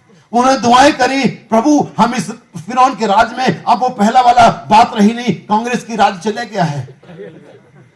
हाँ यही था, तो हमारी भी तो यही चल रही है। परमेश्वर ने, नबी कहता है, फिल्म के बनाने वाला सिसिल बी डेमेली कहता है उनकी प्रार्थना ने आसमान का सीना फाड़ दिया और परमेश्वर ने मरियम और एलिजाबेथ के घर में एक मसीहा को, एक छुटकारा देने वाले को भेजा मूसा के शकल में। और 80 साल के बाद जब मूसा उस डेजर्ट से वापस लौट करके उनसे कहता है मैं तुम्हें छुड़ाऊंगा, और कहते तुझे किसने हम पर हाकिम ठहरा दिया? प्रार्थनाएं उन्होंने इसी के लिए की। ये गर्जनाएं तो गलत तालीम है। प्रभु हमें कुछ ऐसा दे, हम उठा लिए जाएं। चल क्या रहा है यहाँ पर? तुम कह क्या रहे हो क्या रहा है? प्रभु मसीहा मिल दे, मसीहा तुम्हें किसने हम पर हाकिम ठहरा? कल जैसे तूने मिस्त्री को मारा, हमें मारना चाहता है, हमें भी गर्जनाओं में घसीटना चाहता है। लेकिन वही था जिसकी उन्होंने दुआ करी थी, लेकिन वही था जिसको उन्होंने पहचाना नहीं। और उसके बाद आता है यीशु मसीह, इसके लिए भी दुआएं की गई थी। वहां पर रोम का राज सिकंजा बहुत कस चुका था। उन्होंने कहा हमारे लिए मसीहा आ जाना चाहिए। मसीहा आ गया, लेकिन वो आता अनएक्सपेक्टेड वे से है, उस रास्ते से आता जिससे हमें अच्छा नहीं लगता। अगर ये गर्जनाएं उनकी चर्च का पादरी प्रचार करे तो उनको एक्सेप्ट कर लेंगे, लेकिन चूंकि अब उनका प्रचार, उनकी चर्च का पादरी प्रचार नहीं करता है, चूंकि अब ये अगेंस्ट लोग हैं जिनको हमने पहले से माइंड में फ्रेम बना कि ये लोग गलत लोग हैं, तो कैसे एक्सेप्ट करोगे? आप किसी चीज को इस बिहार पर एक्सेप्ट और रिजेक्ट नहीं करते कि कहां से आ रहा है। आप किसी चीज को इस बिहार पर एक्सेप्ट और रिजेक्ट कर सकते कि उसकी गुणवत्ता, उसकी क्वालिटी क्या है, वो सच है और झूठ है। हम परमेश्वर के वचन को इस बिहाफ पर नहीं किसी से लेते कि वो व्यक्ति कौन बोल रहा है, वो वचन क्या बोल रहा है। अगर आप फिर तो कम 13-48 वचन पढ़ेंगे तब यह सुनकर के अन्य जाति आनंदित हुए और परमेश्वर के वचन की बड़ाई करने लगे। लेकिन प्रीचर तो पीटर था, लेकिन उनके पास ये समझ थी, ये बुद्धि थी, पवित्र शास्त्र था। उन्होंने बाइबल को खोला और देखा कि जो ये बोल रहा है ये बाइबल के अनुसार है और नहीं है। हालेलुया। विदेशी प्रचारक बड़ा बढ़िया समझाते हैं, कहते हैं हम विदेशियों की बड़ी प्रॉब्लम है, हम जब वेटर खाना लाता है हम वेटर को देखते हैं उसने वो जाली वाली टोपी पहनी नहीं पहनी है, ग्लव्स लगाए नहीं लगाए है और एप्रन पहना नहीं पहना है, और खाना गया कैसा भी घुबाड़ में गया।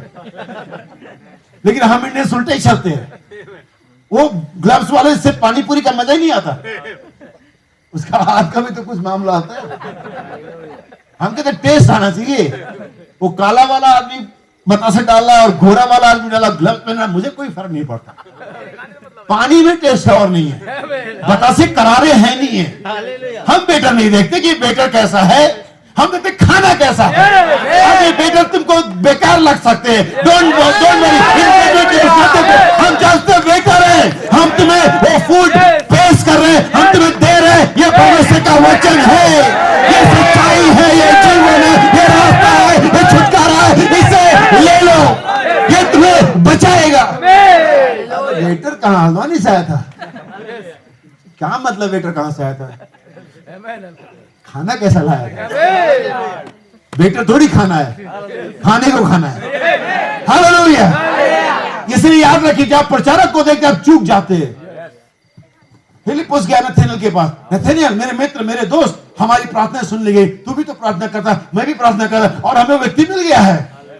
ओ ठीक है, मुझे और थोड़ी प्रार्थना करने दो। नथानिएल चल, कहाँ? हमें मिल गया है। अच्छा कहाँ से आया? वो कहाँ से? नासरत से आया। नासरत से कोई अच्छी वस्तु कभी नहीं निकलती। उसने शायद सैमसन की वो स्टोरी वो पहले नहीं पढ़ी थी कि खाने वाले में से खाना, आप जानते खाने वाले में से खाना, उसने स्टोरी नहीं पढ़ी थी। उसे कहा नासरत से कोई भली वस्तु नहीं आ सकती। जब भी कोई प्रचार आएगा तो अमेरिका से आएगा, न्यू इंग्लैंड से आएगा। अरे ये वचन में से आएगा, ये किसी प्लेस से नहीं आएगा, ये वचन में से आएगा। और उसने कहा नासरत से कोई भली वस्तु। फिलिप्पुस ने कहा मुझे नहीं मालूम कि नासरत में कैसे लोग रहते हैं, मुझे ये भी नहीं मालूम कि तू क्या कह रहा है, लेकिन एक बात जो मैं कह सकता हूं,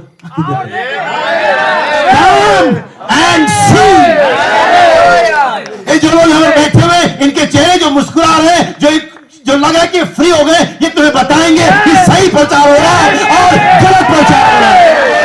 हालेलुया। ये खुद तुम्हें गवाही देंगे, उन्होंने जो सुना है उनके दिल में सही प्रकार से गया, वे जानते हैं उन्होंने वचन को सुना है। ये गवाही झूठ नहीं हो सकती। हमारा शब्द गलत हो सकता है, गवाही जो आप लेकर के जाएंगे, जो आपके हृदय में चल रहा है, ये इसको आप डिनाई नहीं कर सकते। हालेलुया। गर्जनाओं के बारे में जान ले, यही इस समय का मुख्य संदेश है। मैंने बड़े बड़े महान प्रचारकों को इस पर बैक यूटर्न लेते हुए देखा है। कहीं न कहीं वे जान गए हैं इसके बिना संदेश पूरा नहीं होगा। वो हमारे बीच में से उठा ले, किसने इस पर ध्यान दिया? नबी के दाज वो हर तरह की आवाजों पर कान लगाएंगे, वो मेडिकल की आवाज पर कान लगाएंगे, राजनीति की आवाज पर कान लगाएंगे, चर्च की आवाज पर कान लगाएंगे, लेकिन वो गर्जनाओं की आवाज पर, क्योंकि वो ब्लास्ट कर देता है, कानों को फोड़ देता है। अरे बहुत शोर है, हमें शोर में जीने की आदत है। हालेलुया। हमें ये शोर अच्छा लगता है। आमीन। जब यीशु मसीह गधे के बच्चे बैठ कर आ रहा था, कोई तो दुपट्टा बिछा रहा है, कोई तो दोहर बिछा रहा है, कोई तो चादर बिछा रहा है, कोई तो खजूर की डालियां बिछा रहा है, और यहाँ पर चिल्ला होसन्ना, होसन्ना, होसन्ना। प्रभु के नाम में आता है। फरीसी उधर आ गए, इन्हें चुप करा। वो उल्टा, वो अलग ही व्यक्ति। अरे अगर इन्हें चुप कराऊंगा तो पत्थर चिल्ला देंगे। यानी वो चिल्लाने के विरोध में नहीं, बल्कि चुप रहने के विरोध में था। चुप रहने तो हमने अपना संस्कृति बना लिया है। आमीन। इस साइलेंस कल्चर को तोड़ो, ये कल्चर मत बनाओ। अभी हम जीवित लोग हैं, हम आवाज दे सकते हैं, हम रिस्पॉन्स कर सकते हैं। और महाराजा मुझे पुकारेगा, मैं उत्तर दूंगा। लॉर्ड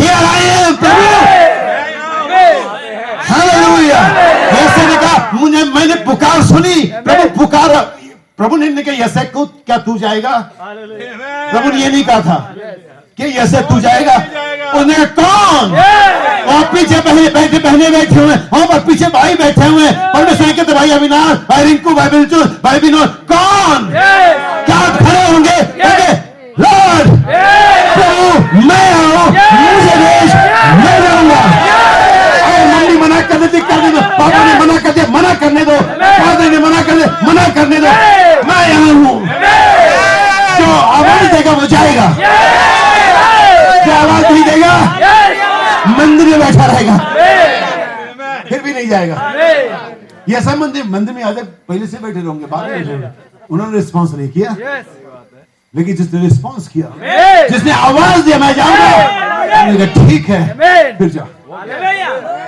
क्या आप आवाज देंगे? आपके गर्जनाओं पर आमीन कहेंगे? कि आपके लिए मुख्य संदेश है शांति नहीं होगा, इसके बिना कोई रैप्चर नहीं होगा। जैसे मैं बटर में बता रहा था, आप बटर चिकन बनाने जा रहे हैं और आप कहते बटर की कोई जरूरत नहीं है, इसे पागलपने बना क्या रहे हो तुम? आप कड़ी बनाने जा रहे हैं, आप कैसे पकौड़ी नहीं चाहिए, बना क्या रहे हो तुम? हम रैप्चर में जाएंगे, गर्जनाएं नहीं, बिना गर्जनाओं के उठाए जाने का विश्वास पाओगे कहां से?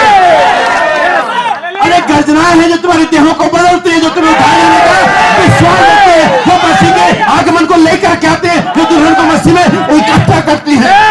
यही तो अंतिम समय की आखिरी बेदारी है, एक ऐसी बेदारी जो कभी इतिहास में नहीं हुई। वो बेदारी गर्जनाओं की बेदारी है। हालेलुया। कौन चर्च इसको बाईपास करके चर्च में जाएगा, मुझे बताओ।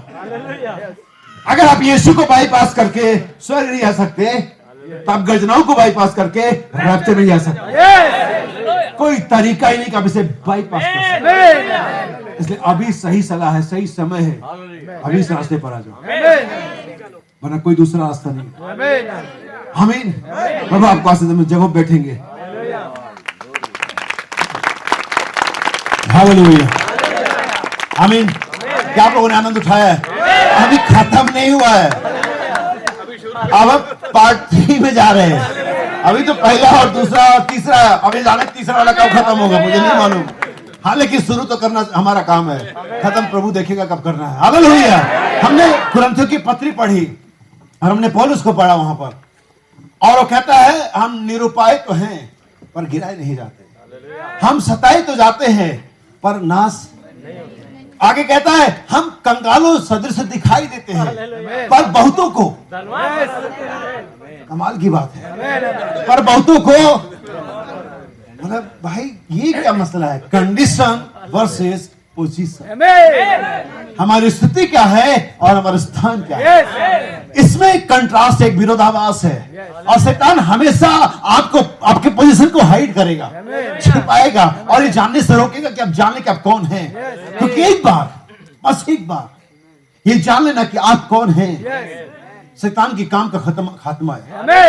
नबी ने तीन जानने के बारे में बात करी, और इस तीसरे को जानने के लिए रोककर रैप्चर के लिए, जब तक रैप्चर नहीं हो, जब तक ये तीसरा जाना नहीं होगा। नबी कहता परमेश्वर जाना गया है। आमीन। अनवेलिंग ऑफ गॉड, परमेश्वर का बेपर्दा किया जाना, ना सिर्फ शब्दों में, ना सिर्फ टेप्स और बुक्स में, बल्कि मैनिफेस्टेशन के अंदर में। अंधे देख रहे हैं, मुर्दे जीवित हो रहे हैं, तूफान रोका जा, खिलौनों की सृष्टि की जा रही है। हर एक वो चीज जो परमेश्वर कर सकते तो मनुष्य के द्वारा ह्यूमन फ्लेश में की जा रही है। ये क्या था? परमेश्वर का जाना जाना। अगर आप बाइबल को पढ़ेंगे, यीशु मसीह जब आंधी तूफान को शांत किया, मुझे सुनना ध्यान से, जैसा कि मैं हमेशा जानता हूं इस बात को कि मेरे पास एक अलग तरह की समझ है जो मैं आपको दे सकता हूं। और वहां पर लिखा हुआ कि जब उसने आंधी तूफान को शांत कर दिया तो लोगों ने आश्चर्य किया किस प्रकार का मनुष्य है। शब्द मनुष्य पर ध्यान दें। उन्होंने कहा ये किस प्रकार का मनुष्य है जिसकी तूफान और आंधी भी आज्ञा, क्योंकि ये मनुष्य ही था जिस पर आज्ञा चलाता था। लेकिन उस मनुष्य ने अपनी पोजीशन बदल ली या खो दी, फिर उसकी स्थिति बेकार हो गई। लेकिन तब एक मनुष्य वापस आया। ये नहीं लिखा कि कैसा पुरोहित है, ये कैसा प्रीस्ट है, कैसा फरीसी है, कैसा शास्त्री है, कैसा नबी है, ये नहीं लिखा हुआ। मैं बाइबल को वैसे पढ़ना पसंद करता हूं, इसे लिखी हुई, वो बहुत अच्छी लिखी हुई है, उससे बेहतर वो लिखी नहीं आ सकती थी, स्पेशली डिजाइन की गई हो। ये कैसा मनुष्य है जिसकी आंधी तूफान भी आज्ञा मानते हैं। मैं आपको बताना चाहता हूं कैसा मनुष्य है। ये एक ऐसा मनुष्य जो पिता की आज्ञा मानता है। और जब परमेश्वर को ऐसा मनुष्य मिल जाता है जो उसकी आज्ञा मानता है, तो सारे सृष्टि, सारे निवासी, सारा अखंडता उस मनुष्य की आज्ञा माननी है, क्योंकि उस मनुष्य की पोजीशन इस पृथ्वी पर परमेश्वर करके है। वो इस पृथ्वी का ईश्वर है। परमेश्वर से इस डोमिनियन को, इस अधिकार को दिया है, राज्य करो। ये है आपकी पोजीशन। लेकिन आज कंडीशन क्या है? हमें हमारी कंडीशन बदलनी पड़ेगी। और ये आपका चर्च नहीं कर पाएगा, ये आपका पादरी नहीं कर पाएगा, ये आपकी सेमिनरी नहीं कर पाएगी, ये आपका एजुकेशन सिस्टम नहीं कर पाएगा। कौन चेंज करेगा? परमेश्वर का वचन। परमेश्वर के वचन में रूपांतर करने की सामर्थ्य है। ये कुछ का कुछ बना देती है। नबी कहता है परमेश्वर के वचन में सामर्थ्य है कि आपके रूप को परिवर्तित करे, आपके हालत को परिवर्तित करे, आपके विश्वास को परिवर्तित करे। वो हर एक चीज जो है वो परिवर्तित कर सकता है। ये कैसा मनुष्य है जिसके आंधी और तूफान भी, जब तक आदम आज्ञा के नीचे था, जब तक आदम अंडर कंट्रोल था, तब तक चीजें आदम के अंडर कंट्रोल। प्रॉब्लम यह है कि हम चीजों को कंट्रोल करना चाहते लेकिन खुद कंट्रोल नहीं होना चाहते। चर्च आज तुम्हें नियंत्रण में आना पड़ेगा। भैया लोग बिलचुस भाई के नियंत्रण में, आपके नियंत्रण में नहीं, हम तो खुद नहीं नियंत्रण में, उस पवित्र आत्मा के नियंत्रण में जिसे परमेश्वर ने इस कलीसिया को नियंत्रित करने के लिए ही भेजा। नबी कहता परमेश्वर कभी नहीं चाहता कि उसकी कलीसिया, उसके लोग किसी मनुष्य के द्वारा चलाए जाए। वो हमेशा चाहता उसकी कलीसिया, उसके लोग आत्मा के द्वारा चलाए जाए। और बाइबल कहती है परमेश्वर के पुत्र वे ही है। कौन है? पादरी कहता उस चर्च में मत जाना, पादरी की बात सुनते हैं, वे पादरी के पुत्र है। मम्मी कहती है वो कलीसिया तो बस पागल हो गया, मत जाना, ये मम्मी की बेटियां हैं। लेकिन अगर आत्मा कहता है मुझे जाने दो, मुझे वहां पर एक बार देखने दो, वो सीमा किराने की तरफ एक लंबी यात्रा के लिए अपने पैकेज को लेती है, अपने सामान को पैक करती है, अपने सैनिकों को लेती है, सबसे ज्यादा लेती है, एक यात्रा पर चलती है। उसके धर्मगुरु ने कहा नहीं तुम उधर जाएगी, हम नाम काट देगा तेरा, तेरे बच्चों का एडमिशन नहीं मिलेगा, अब इधर तेरा वजीफा भी नहीं रहेगा और तुझे हम कंपाउंड से बाहर करेंगे। हमने कहा ओके, ये पृथ्वी वैसे हमारा रहने का परमानेंट प्लेस नहीं है। आमीन, हमें जाने दो। मेरे बच्चे के लिए मैंने एक बार कैथोलिक फादर से कहा कुछ फीस कम कर दो। उन्होंने कहा ठीक है 100 रुपए कर दे। मैंने कहा 100 रुपए मुझसे और ले लो, किसी बच्चे का ऐड कर देना, इतना ही अगर तुम्हें कम करना है। हम इतनों के लिए, इतनी सारी बातों के लिए क्यों परमेश्वर को छोड़ दे? लेकिन लोग छोटी छोटी बातों पर परमेश्वर को छोड़ देते, वचन से समझौता कर। एक अच्छा लड़का पाने के लिए, एक अच्छी लड़की पाने के लिए, एक खूबसूरत लड़की कल जो बदसूरत हो ही जाएगी। नबी कहता हम समझवा दे कितनी खूबसूरत लड़की है, उसकी गाल में डिंपल पड़ रहे, उसके बाल कितने करली हैं और कितनी चमक दमक से भरपूर है, और वो शादी कर लेता है। शादी के 2 साल बाद एक छोटा सा बच्चे उसके पास होता है, दांत बाहर निकलते, गाल गड्ढे में डिंपल से भी गड्ढा बन जाता है, और फिर एक सुबह बालों को बिखराए हुए स्थिति, फिर आदमी कहता है प्रभु मैंने क्या कर लिया। हाँ, नबी ने ऐसा बोला है। अगर वो ये देख के लाता उसको, ये सुबह उठ करके पहले प्रार्थना करती है, तो हर सुबह जब भी उठता जिंदगी में 60 साल की उम्र के बाद तब भी वो प्रार्थना करता ही पाता। लेकिन चूंकि उसने ये नहीं देखा, इतने जल्दी डिंपल गड्ढे में तब्दील हो गए, वो काजल जल्दी ही ब्लैक हेड्स में तब्दील हो गए, घुघराले बाल जल्दी ही उतने ही छोटे हो गए जितने कि पहले कभी हुआ करते, क्योंकि आपने वो रूप देखा जो घटता चला जाता। तो याद रखना, आपको परमेश्वर के नियंत्रण में होना है। हम क्या मेरे साथ हैं? आइए मैं आपके लिए कुछ और एक आयतें पढ़ूंगा और फिर मैं आगे बढ़ूंगा। हालेलुया, आमीन। इफिसियों उसका 2 अध्याय उसका पहला 6 वचन हम पढ़ेंगे। कंडीशन वर्सेस पोजीशन, हमारी स्थिति बनाम हमारा स्थान। Ephesians chapter 2 verse 1 to 6। आमीन।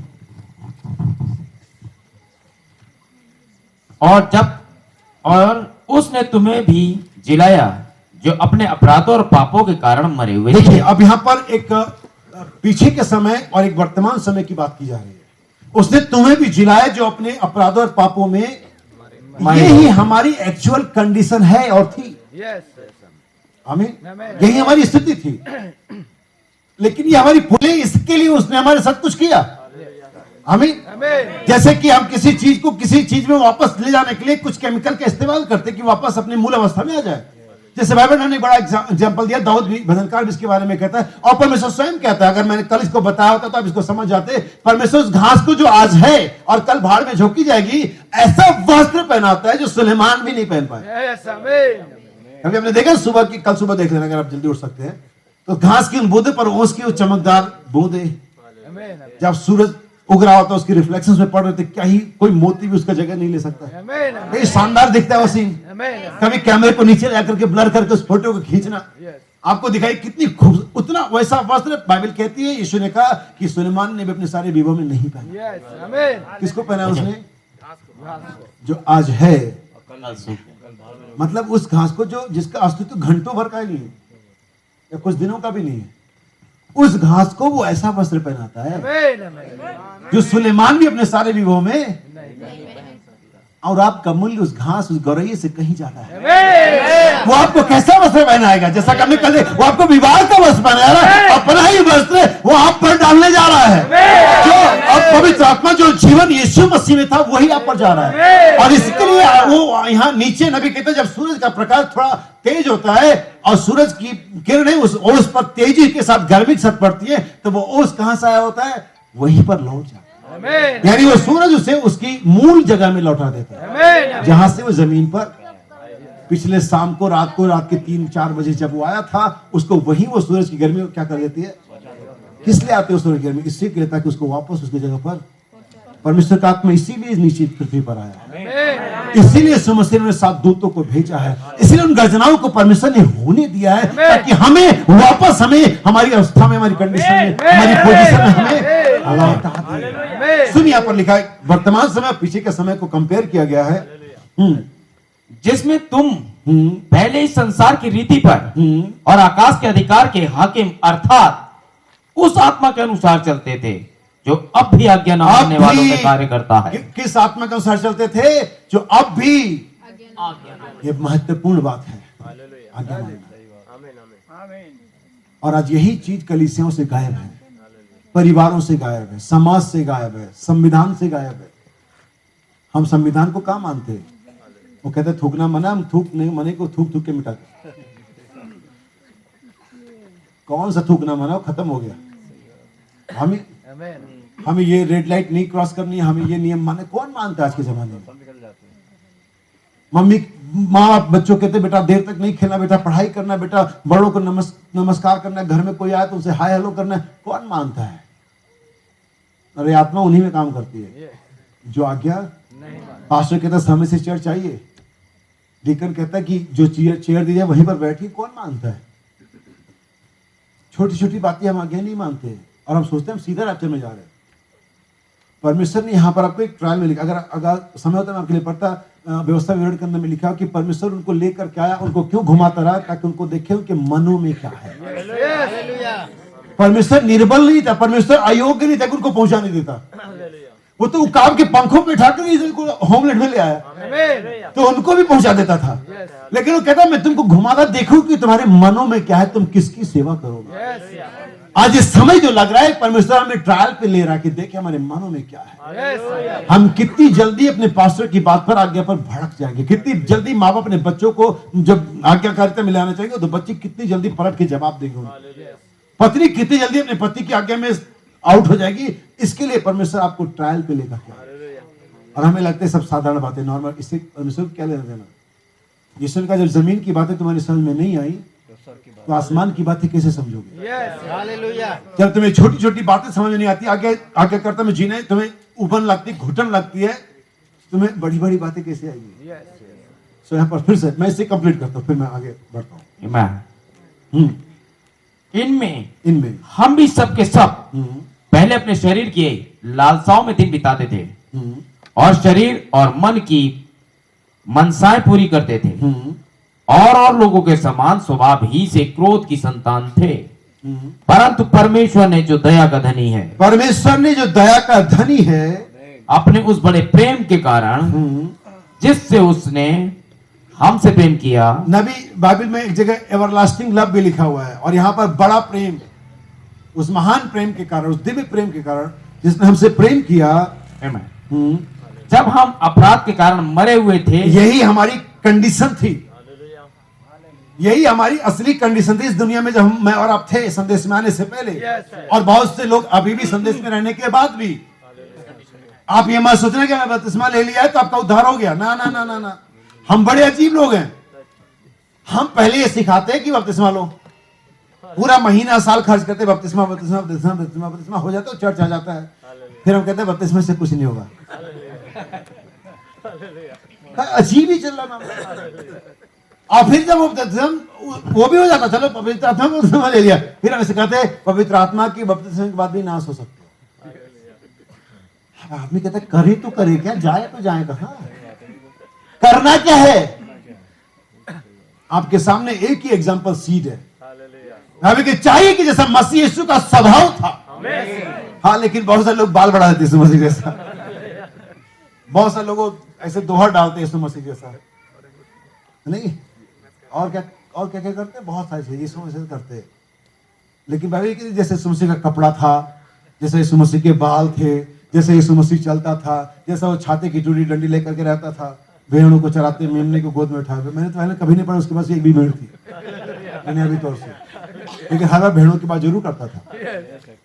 आमीन। जैसे ओला वाले हैं, उनकी अपनी कोई गाड़ी नहीं है, लेकिन सारी गाड़ियां वही मुहैया कराते हैं। जो मैटे वालों के पास एक रेस्टोरेंट नहीं है, खाना वही ले आते हैं। अमेज़न का एक भी दुकान नहीं है, सब कुछ बेच देते हैं।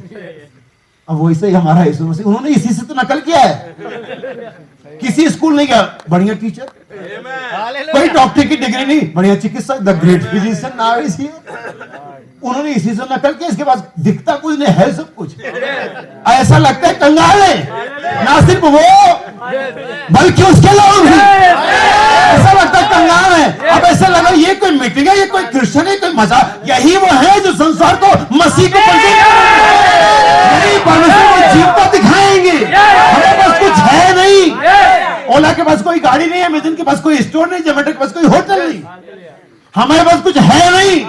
बहुत कुछ रखते हैं हम, वो रखते हैं जो अंबानी के पास नहीं है, हम वो रखते हैं जो पोप फ्रांसिस के पास नहीं है, हम वो रखते हैं जो नरेंद्र मोदी के पास नहीं। हमारे पास वो है जो उनके पास नहीं है, और वो जो तुम में है, उससे जो संसार में है बड़ा है।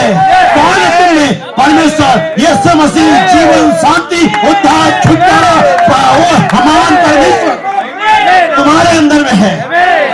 दिखता नहीं है, लेकिन अगर चाहिए तो आने इसी के पास पड़ेगा। हमें कंगाली बात है। आइए थोड़ा आगे बढ़ते हैं। हाँ, जब हम अपराधों के कारण मरे हुए थे, तो हम मसीह के साथ तो हमें मसीह के साथ जिलाया। किसके साथ जिलाया? मसीह के साथ जिलाया।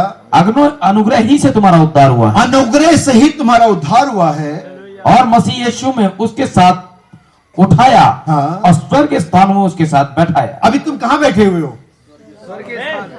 स्थिति तो ऐसा नहीं बता रही है। हम तो छत्तीसगढ़ में बैठे हुए हैं, हम तो स्टेट में बैठे हुए हैं, लेकिन मेरी बाइबल ये कह रही है कि हमारी स्थिति लेकिन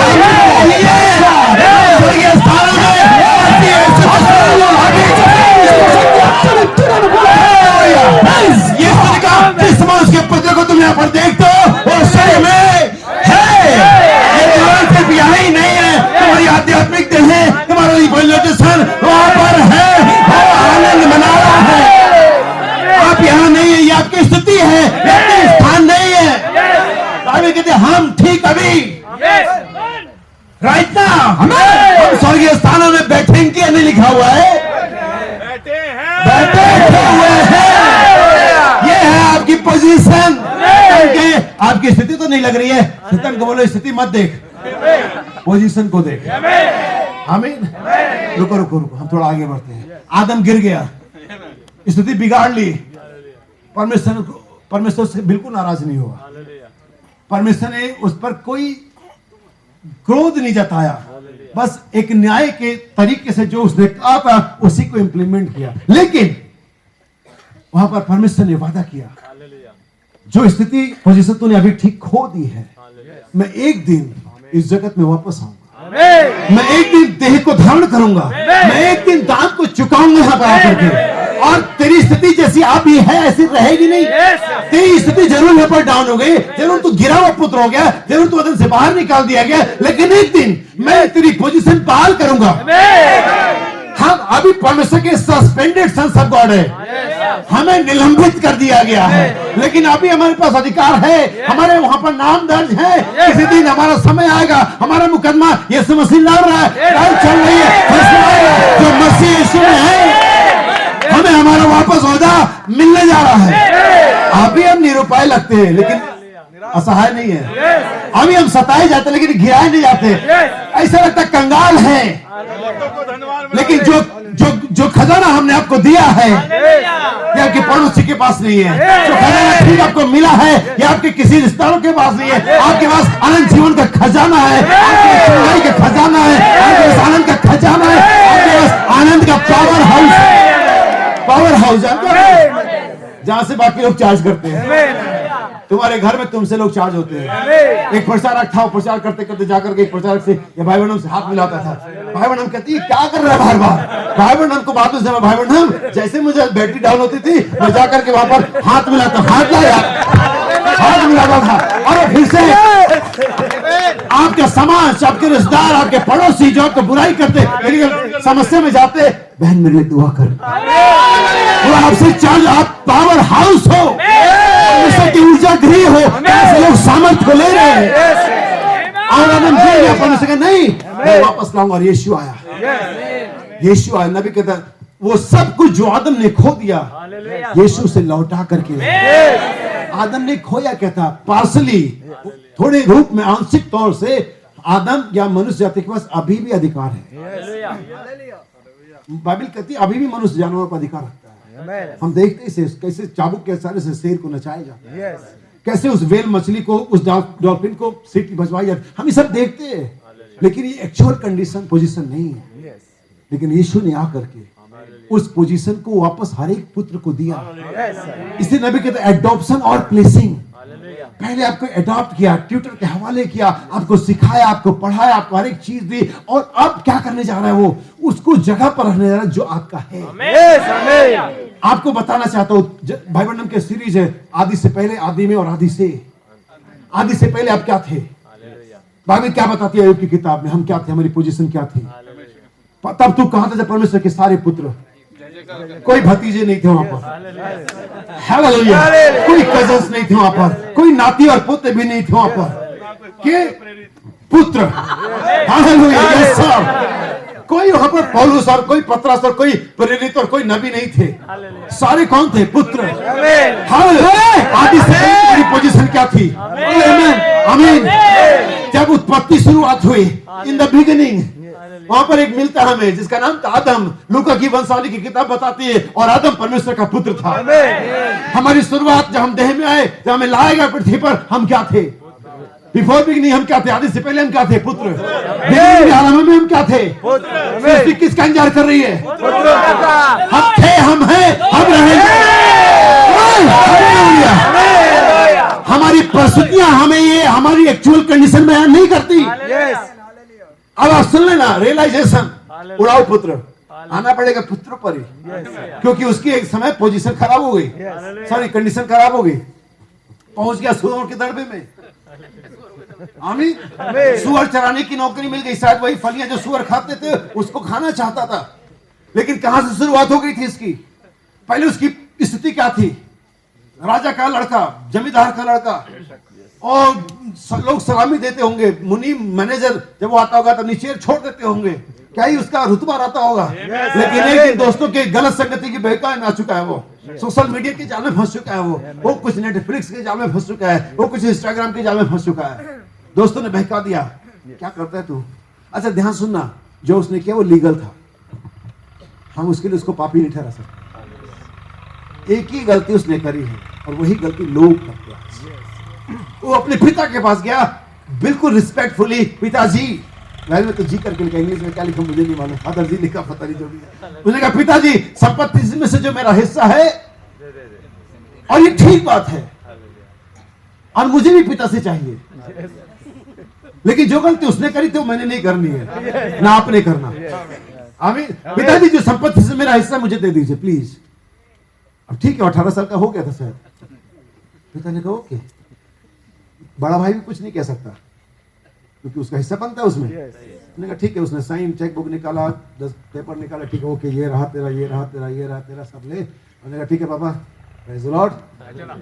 और वो अपने दोस्तों के साथ जो बाहर कहीं थार में इंतजार कर रहे थे, ठीक है चलो ठीक है, आ रहा है, आजा बेटा। लेदर की जैकेट वगैरह पहन के कुछ इसे बढ़िया सिगार विगार लेके निकल गए। अभी माल घर में। अरे सुनो, माल किसका था? बाप का। क्या दिक्कत उड़ाने में, वो तो कमाता तब पता चलता है ना कि 2 रुपया कैसे खर्च किया जाता है। जितने बच्चे अगर अभी कमाई नहीं करते, बाप का माल उड़ाते, वो सुनने ध्यान से मजा आता है, कोई दिक्कत नहीं होती, कोई दर्द नहीं होता उस उड़ाने में। जब कमाओगे जिस दिन ना, उस दिन पता लगेगा कि उड़ाना क्या होता है, तो उड़ जाएंगे। हालेलुया। तो उड़ा दिया उसने धीरे धीरे। लेकिन बाइबल ध्यान से अगर आप पढ़ेंगे, मेरे पास समय था तो लूका 15 के लिए पढ़ता, वो दूर चला। यही प्रॉब्लम थी, संपत्ति ले लेना प्रॉब्लम नहीं थी, उड़ा दिया। कोई बाप थोड़ी ना गरीब है, बाप गरीब नहीं है, बाप तो अभी भी अमीर है, गया में धनी है। हमने पढ़ा तो अभी, आपने चंगाई खो दी, आपने उड़ा दिया, कोई बात नहीं है, आपने अपना वाला हिस्सा उड़ाया, उसका वाला भी उसके पास है। उसने अपनी धार्मिकता, अपने सदगुण के हिसाब से आपको बुलाया, आपके हिसाब से नहीं बुलाया। आप उसको मालूम है आप गिरे हुए, आपको मालूम है आपकी कंडीशन बेकार है, मालूम है तभी तो आ रहा है। और ये दूर चला गया। ये दूर जाना, अगर कहीं ना आसपास होता, नजदीक होता, जहां बाप आ जा रहा होता, तो एक आध बात देख कर बेटा क्या करा, चल हो गया जो गलती हो गई, चल घर चल, ले आता इसको। लेकिन ये बहुत दूर चला गया। नबी कहता कभी भी वचन से, चर्च से दूर मत भागना। गलती हो जाए इसे दूर मत चले जाना, वापस आना। परमेश्वर ठीक उस बेदी पर आपका इंतजार कर रहा होगा जहां पर आप उसको छोड़ कर, पर दूर मत जाना, बस भागना मत परमेश्वर से। गलती कुछ भी हो जाए, कोई भी बड़ी गलती हो जाए, यीशु का लहू सारे अपराधों से, अगर हम बस उसे मान लें, दूर मत जाना, दूर जाना खतरा है। नबी कहता है शिकारी शिकार करता है, किसी भैंस को, किसी हिरन को टारगेट कर लेता है, उसे झुंड से अलग करता है, क्योंकि झुंड में शिकार नहीं कर सकता वो। शैतान का पहला तरीका है झुंड से अलग करना। तुम्हें संदेश से अलग करता है, ग्रुप से अलग करता है, तुम प्रार्थनाओं से कट जाते हो, तुम्हारे लिए कोई बोझ नहीं ले सकता तब, अगर तुम दूर चले जाओगे। लेकिन वापस आओगे, प्रभु मेरी मुझसे गलती, पास्टर मुझसे गलती, मेरे भाई, मेरे बहन, मेरी पत्नी, मेरे पिता, मेरे पति गलती हो गई, वो आपके लिए प्रार्थना करें। की स्टोरी सुने, एक बहन थी जो काफी समय से मसीह थी, उसको किसी नए मसीह लड़के से प्यार हो गया और वो शादी कर ली उन्होंने। और वो लड़की उससे कहती है मेरे प्रिय पति, मुझे मालूम है कि नए नए मसीह के लिए कितनी चीजें कठिन होती हैं, और अगर कभी तुमसे गलती हो जाए तो बस मुझसे दूर मत जाओ, मैं तुम्हारा इंतजार कर रही हूं। आप कैसे ऐसे व्यक्ति के साथ धोखा कर सकते हैं जब कोई इस कदर आपसे प्रेम करे, आप पर विश्वास करे और आपके साथ बने रहने का वादा करे? कैसे आप उससे धोखा कर सकते हैं? कैसे आप प्रभु को चीट कर सकते हैं? कैसे आप प्रभु के साथ धोखाधड़ी कर सकते हैं? कैसे आप परमेश्वर के साथ फ्रॉड कर सकते हैं अगर वो आपको हर बार बुलाने के लिए कॉल कर रहा है? कैसे भी आ जाओ, मेरे पास समाधान है। आमीन। और वो चले गया, दूर चले गया, और कहां पहुंचा? सूअर चराने की नौकरी में। मुझे नहीं मालूम कि वो यहूदी था या नहीं था, लेकिन चूंकि कहानी पैराबल उन्हीं देशों के, तो मैं मान लेता हूं कि यहूदी था। सूअर चराना गैर कानूनी तो नहीं था उसके लिए, और ये जॉब वहां पर चलती थी, तभी वो जॉब मिली उसे। लेकिन एक यहूदी के लिए सूअर के साथ डील करना, उसको चराना, उसका काम करना, क्या लज्जाजनक बात नहीं थी? हम बहुत सारी बार अपने आप को छुपाते हैं कि कोई भाई मना थोड़ी ना है। मैं आपके साथ सहमत हूं, मना नहीं है, लेकिन एक मसीही के लिए यह सब करना क्या लज्जाजनक बात नहीं है। आप लीगलिस्टिक मत बनो, कानूनी मत बनो, नहीं बनना हमें। आप ये कह सकते हैं मना थोड़ी ना भाई, चर्च में जींस पहन के आने मना थोड़ी ना, हम भी कौन कहेगा मना? नहीं मना है, लेकिन मसीह के लिए क्या अच्छा लगता है? ऐसे बहुत सारे काम है जो एक बहन एक भाई करते हैं जिसके लिए आप कह सकते हैं मना नहीं है, यस सर, लेकिन मैं कहता हूं क्या ये एक मसीह को शोभा देता है? ऊंची आवाज में बात करना, गालियां बकना, गंदी चीजें खाना और देखना, और वो तब उसको अपनी पोजीशन याद आई कि मैं कौन था और अब मैं कौन हूं। जैसा कि मैंने कहा, परमेश्वर जाना गया, उसके बाद आता है शैतान के दरबार का, शैतान का एक्सपोज होना, और मोहरों की किताब, प्रकाशित की किताब शैतान को क्या करती है? एक्सपोज कर देती है। नबी कहता है परमेश्वर जाना गया, शैतान जाना गया, लेकिन एक चीज जो भी जानी नहीं गई है वह दुल्हन। और जिस दिन दुल्हन अपने आप को पहचान लेगी, नबी कहता वही समय रैप्चर का समय होगा। उस उड़ाव पुत्र ने, मुझे समझ नहीं मालूम कि कितना दिन वो लग रहा है, लेकिन एक दिन जो मुझे मालूम है कि जब उसे रियलाइज हुआ, जब उसे ये एहसास हुआ कि वो कौन है, उसका पिता कौन है, उस कनेक्शन को जब उसने जान लिया, पोजीशन को जब वो उठा। नबी कहता वो रियलाइजेशन, वो एहसास आपको उठाएगा अपनी जगह से, आपकी कंडीशन से, आपकी परिस्थिति उठाएगा और आपको आपकी पोजीशन में लेकर के जाएगा। आज आपको ये जानने की जरूरत है कि महाराजा के बेटे और बेटियां हैं। नबी कहता अफ्रीका के जंगलों से, आदिवासी इलाकों से वो मजदूरों को पकड़ के ले आते थे और ला करके अमेरिका के बाजारों में बेचते थे, और वो वहां पर बेच रहे थे। एक हट्टा कट्टा नौजवानों पर सीने को बाढ़ करके सीधी गर्दन के साथ खड़ा था, और खरीदने वाला पड़ा गया, बेचने वाले एजेंट के पास गया, और ये क्या विशेष कोई गुलाम है, ये बिकने वाला नहीं है क्या? नहीं, आप ध्यान से देखिए, उसमें प्राइस टैग लगा हुआ, वो भी बिकने के लिए तैयार है। अरे तुम इसको क्या खाना अलग खिलाते हो? नहीं, ये उसी नान में से खाते, इसमें सारे खाते हैं। तो इसका मामला क्या है? ये इतना अकड़ के क्यों खड़ा है? ये खड़ा तो गुलामों के बाजार में ही है ना, प्राइस टैग लगा हुआ है, जंजीर यहां पर बंधी हुई है, हाथों में भी कुछ होगा, तो ये अकड़ा हुआ क्यों है? ये कंडीशन तो इसके अकड़ की कोई नहीं है। जिस स्थिति में खड़ा उसमें अकड़ वाली तो कोई बात ही नहीं है, बिकने के लिए गुलाम है। नहीं, वो कंडीशन के आधार पे नहीं अकड़ा हुआ है, वो पोजीशन के आधार पर कहते जिस आदिवासी इलाके से हम इसे लाए हैं, ये वहां के आदिवासी सरदारों का लड़का था ये, और ये अभी भी अपने आप को किसी हाकिम, किसी सरदार का ही लड़का समझता है, यही उसकी पोजीशन थी। अब वो गुलामी में चला गया, इससे कोई मतलब नहीं है, लेकिन उसकी पोजीशन मालूम है मैं कौन हूं। जिस दिन चर्च के मालूम चलेगा कि अब साधारण लोग नहीं है, शैतान आपको पकड़ नहीं पाएगा, शैतान के बंधन ढीले पड़ जाएंगे, आप उठेंगे, शैतान को घिलकेंगे, मैं एक पुत्र परमेश्वर का, मैं एक पुत्र परमेश्वर की, मुझे इस कंडीशन में नहीं रहना है। और परमेश्वर का वचन, पवित्र आत्मा का बपतिस्मा आपकी कंडीशन को विदिन अ सेकेंड बदल देगा। आगे भाई लोग सेकेंडों में, यस सर। कितने घर में रिमोट टीवी है? मतलब हो सकता है टीवी ना हो, लेकिन कभी तो देखा होगा रिमोट। एक व्यक्ति रिमोट को उठाता है, डिस्कवरी देख रहा होता है, घोड़े भाग रहे हैं, शेर भाग रहा है, और बदल देता है समाचार, आज भारत में ये हुआ। कितनी देर में होता है ये? सीन बदल जाता है, रिमोट से बदल जाता है, सीन सेकंड में, और भी समाचार बदल, आज भारत के प्रधानमंत्री भारत आएंगे, सीन बदलता है, और वहां पर आज टिप टिप वर्षा पानी आ जाता है, सीन बदल गया। कितनी देर लगी? किसने बनाया था रिमोट? इंसान ने, विज्ञान ने। और सीन को सीन सेकंडों में, मैं आपको बाइबल में चलता हूं, जिसने इंसान को बनाया। न्यूज चैनल पर फ्लैश हो रहा था, न्यूज क्या था उसका नाम? मोर्दके। अगली सुबह मोर्दके को सुबह 8 बजे फलाना चौराहे पर फांसी दी जाएगी, जो भी तहत था वो, और उसको फ्लैश न्यूज चल रहा है, और सब लोग इस आशा में, इस विश्वास के साथ, इस अपेक्षा में सोएंगे कि अगली सुबह चौराहे पर मुर्दे लटका हुआ मिलेगा, सॉरी मुर्दे लटका हुआ मिलेगा। लेकिन जब अगली सुबह हुई, सीन बदल, चैनल नहीं, सीन बदल, और बजाय कि मुर्दे के वहां पर लटका होता, हमारा लटका हुआ था। सीन कैसे बदल गया? परमेश्वर इसे करने में सामर्थ्य है। कितनी देर में? विदिन अ सेकेंड, पलक मारते ही। अच्छा देखो, 3 कोट भाई के पास पढ़े हुए हैं, चलो ठीक है, पढ़ते हो। मैं चाहता अगर छोटे कोट से बड़े की तरफ जाएंगे, बड़ा वाला स्किप कर देंगे, छोड़ देंगे। नहीं छोड़िए, है टाइम है। ओके ठीक है, ओके ओके, बड़ो आप लोग आशीष दे, ध्यान सुनिएगा, मैं आपके साथ बना रहूंगा थोड़ी देर।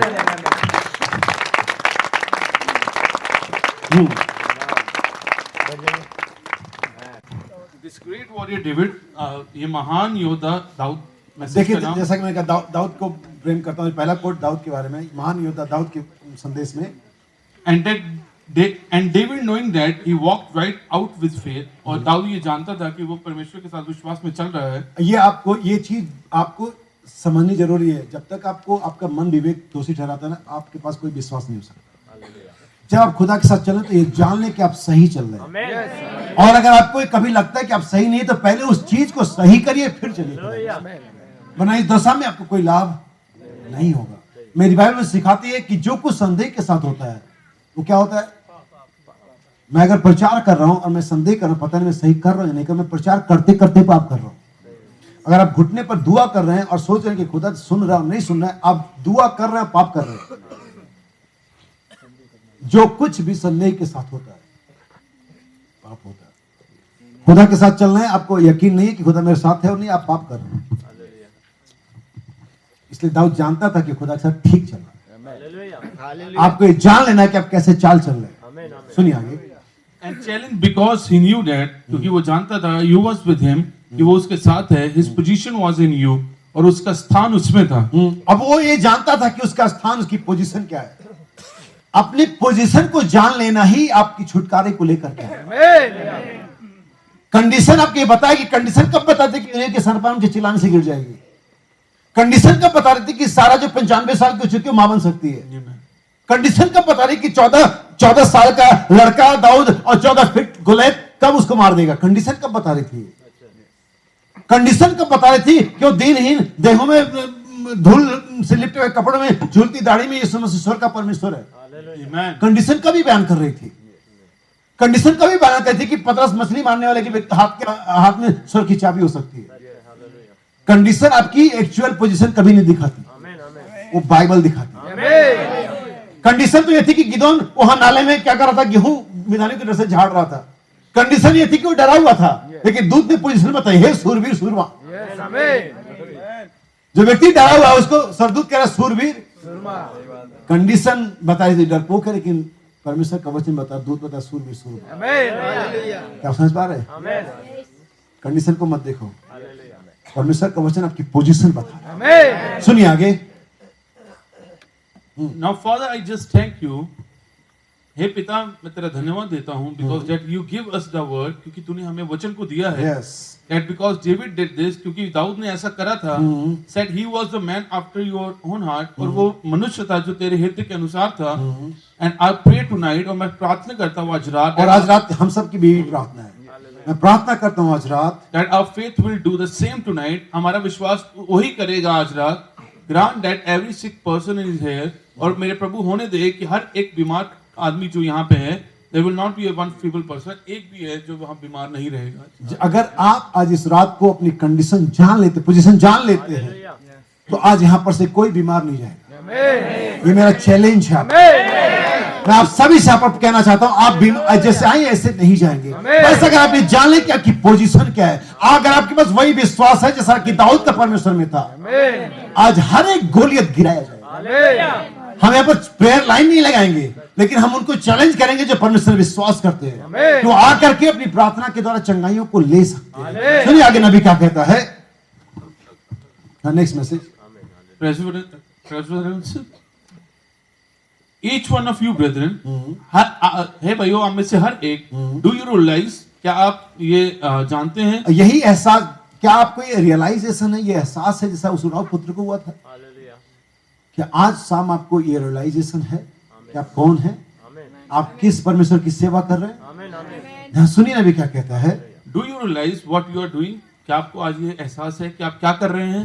You know the position that God has put you in? क्या आप अपने उस स्थान को जानते जो परमेश्वर ने आपको दिया, जिसमें रखा है? ये महत्वपूर्ण सवाल है। क्या आपको वो स्थान पता है, परमेश्वर ने आपको रखा है? वो जान लेना ही विजय है आपकी। हम लोग जान लेना ही शैतान पर विजय है। सुनिए आगे। Now this challenges your faith. और ये आपके विश्वास को चुनौती देता है। जी हाँ। Just remember that you are going to believe that every person that you touch, you has to get well. आप सिर्फ ये याद रखें कि आपको विश्वास करना है कि हर एक मनुष्य को जिसको आप छुएंगे वो चंगा हो जाएगा। जैसा कि लिखा, विश्वास करने वाले चिन्ह होंगे। आपको इस पोजीशन पर विश्वास करनी है और तब हर एक व्यक्ति चंगा होने जा रहा है। सुनिए आगे, अगला, next message. I want you to notice quickly, मैं जल्दी से आपका ध्यान एक जगह पे लाना चाहता हूँ। नोआ building away on the arc, और वो किश्ती पर बना रहा था। ये वंडरफुल, ये बहुत बढ़िया कोड है जिसको मैं पसंद करता हूँ। कहां से शुरू करें इंटरव्यू, कहां पर लेकर के, सुनिए यहाँ से। Looking forward to a miracle coming, और वो आगे देख रहा था कि एक चमत्कार होने वाला है। There was miracles a happening, वहां पे चमत्कार हो रहे थे, एक घटना हो रही थी। He was preaching the supernatural, वो अलौकिक को प्रचार कर रहा था। और यही आज शाम हम कर रहे हैं। हम एक ऐसी मैसेज को प्रचार करें जो सुपर नेचुरल है, जो वास्तव में मनुष्य के द्वारा नहीं दिया गया है। ये मैन मेड गॉस्पेल नहीं है, ये परमेश्वर का सामर्थ्य जो सुसमाचार के द्वारा जाहिर हो रहा है। आमीन। जैसा कि नोआ ने एक सुपर नेचुरल प्रचार किया था, और हमेशा हर एज में जब भी कोई नबी संदेश लेकर के आता है वो एक सुपर नेचुरल मैसेज होता है। हम उस सुपर नेचुरल मैसेज के अंडर आगे बढ़ रहे हैं, जैसा कि इजराइल उस पिलर ऑफ फायर के नीचे आगे बढ़ा। सुनिए आगे। What? Yes sir, क्या? जी श्रीमान। He was preaching that there is a God in heaven, वो ये प्रचार कर रहा था कि एक परमेश्वर है जो स्वर्ग में है, who will destroy the world with water, जो इस धरती को, इस संसार को पानी के द्वारा नाश करेगा। And I am building an ark for the faith, और मैं विश्वास के लिए उस किश्ती को बना रहा हूँ। Why I imagine they thought he was a crazy, मुझे लगता है कि वो सोचते थे कि वो पागल है। But when the thunders began to roar, अब देखिए यहाँ पर असली बात आती है।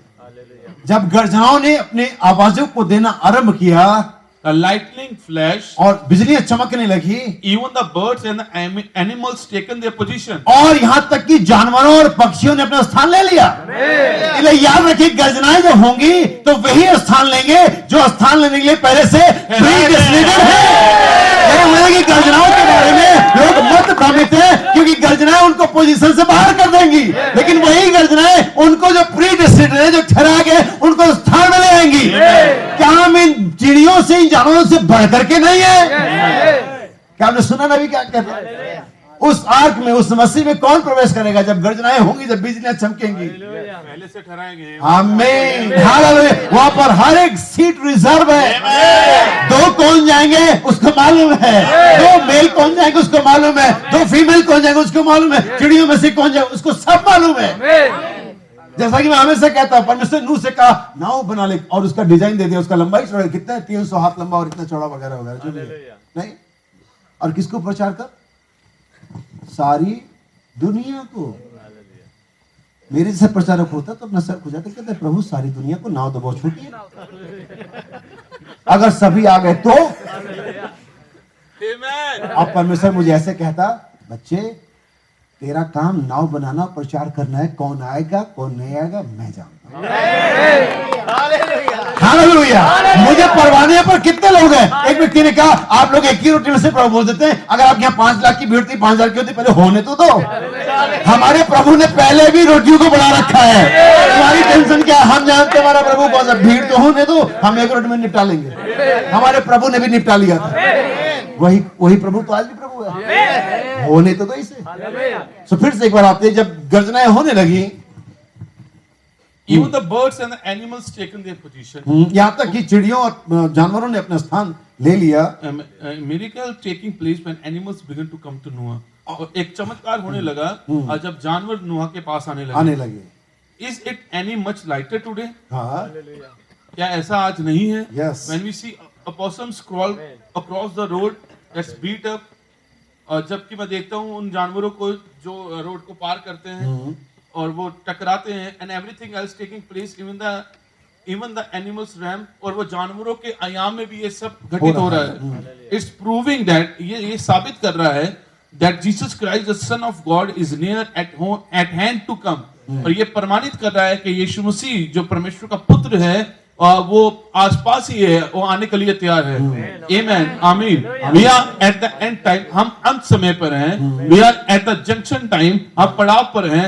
Certainly we are, सच में हम ऐसे निश्चित रूप से हम वहां पर हैं। आमीन। जहां पर चीजें एक से दूसरी तरफ चली जाएंगी। जंक्शन वो होता है जहां पर लाइन चेंज हो जाती है।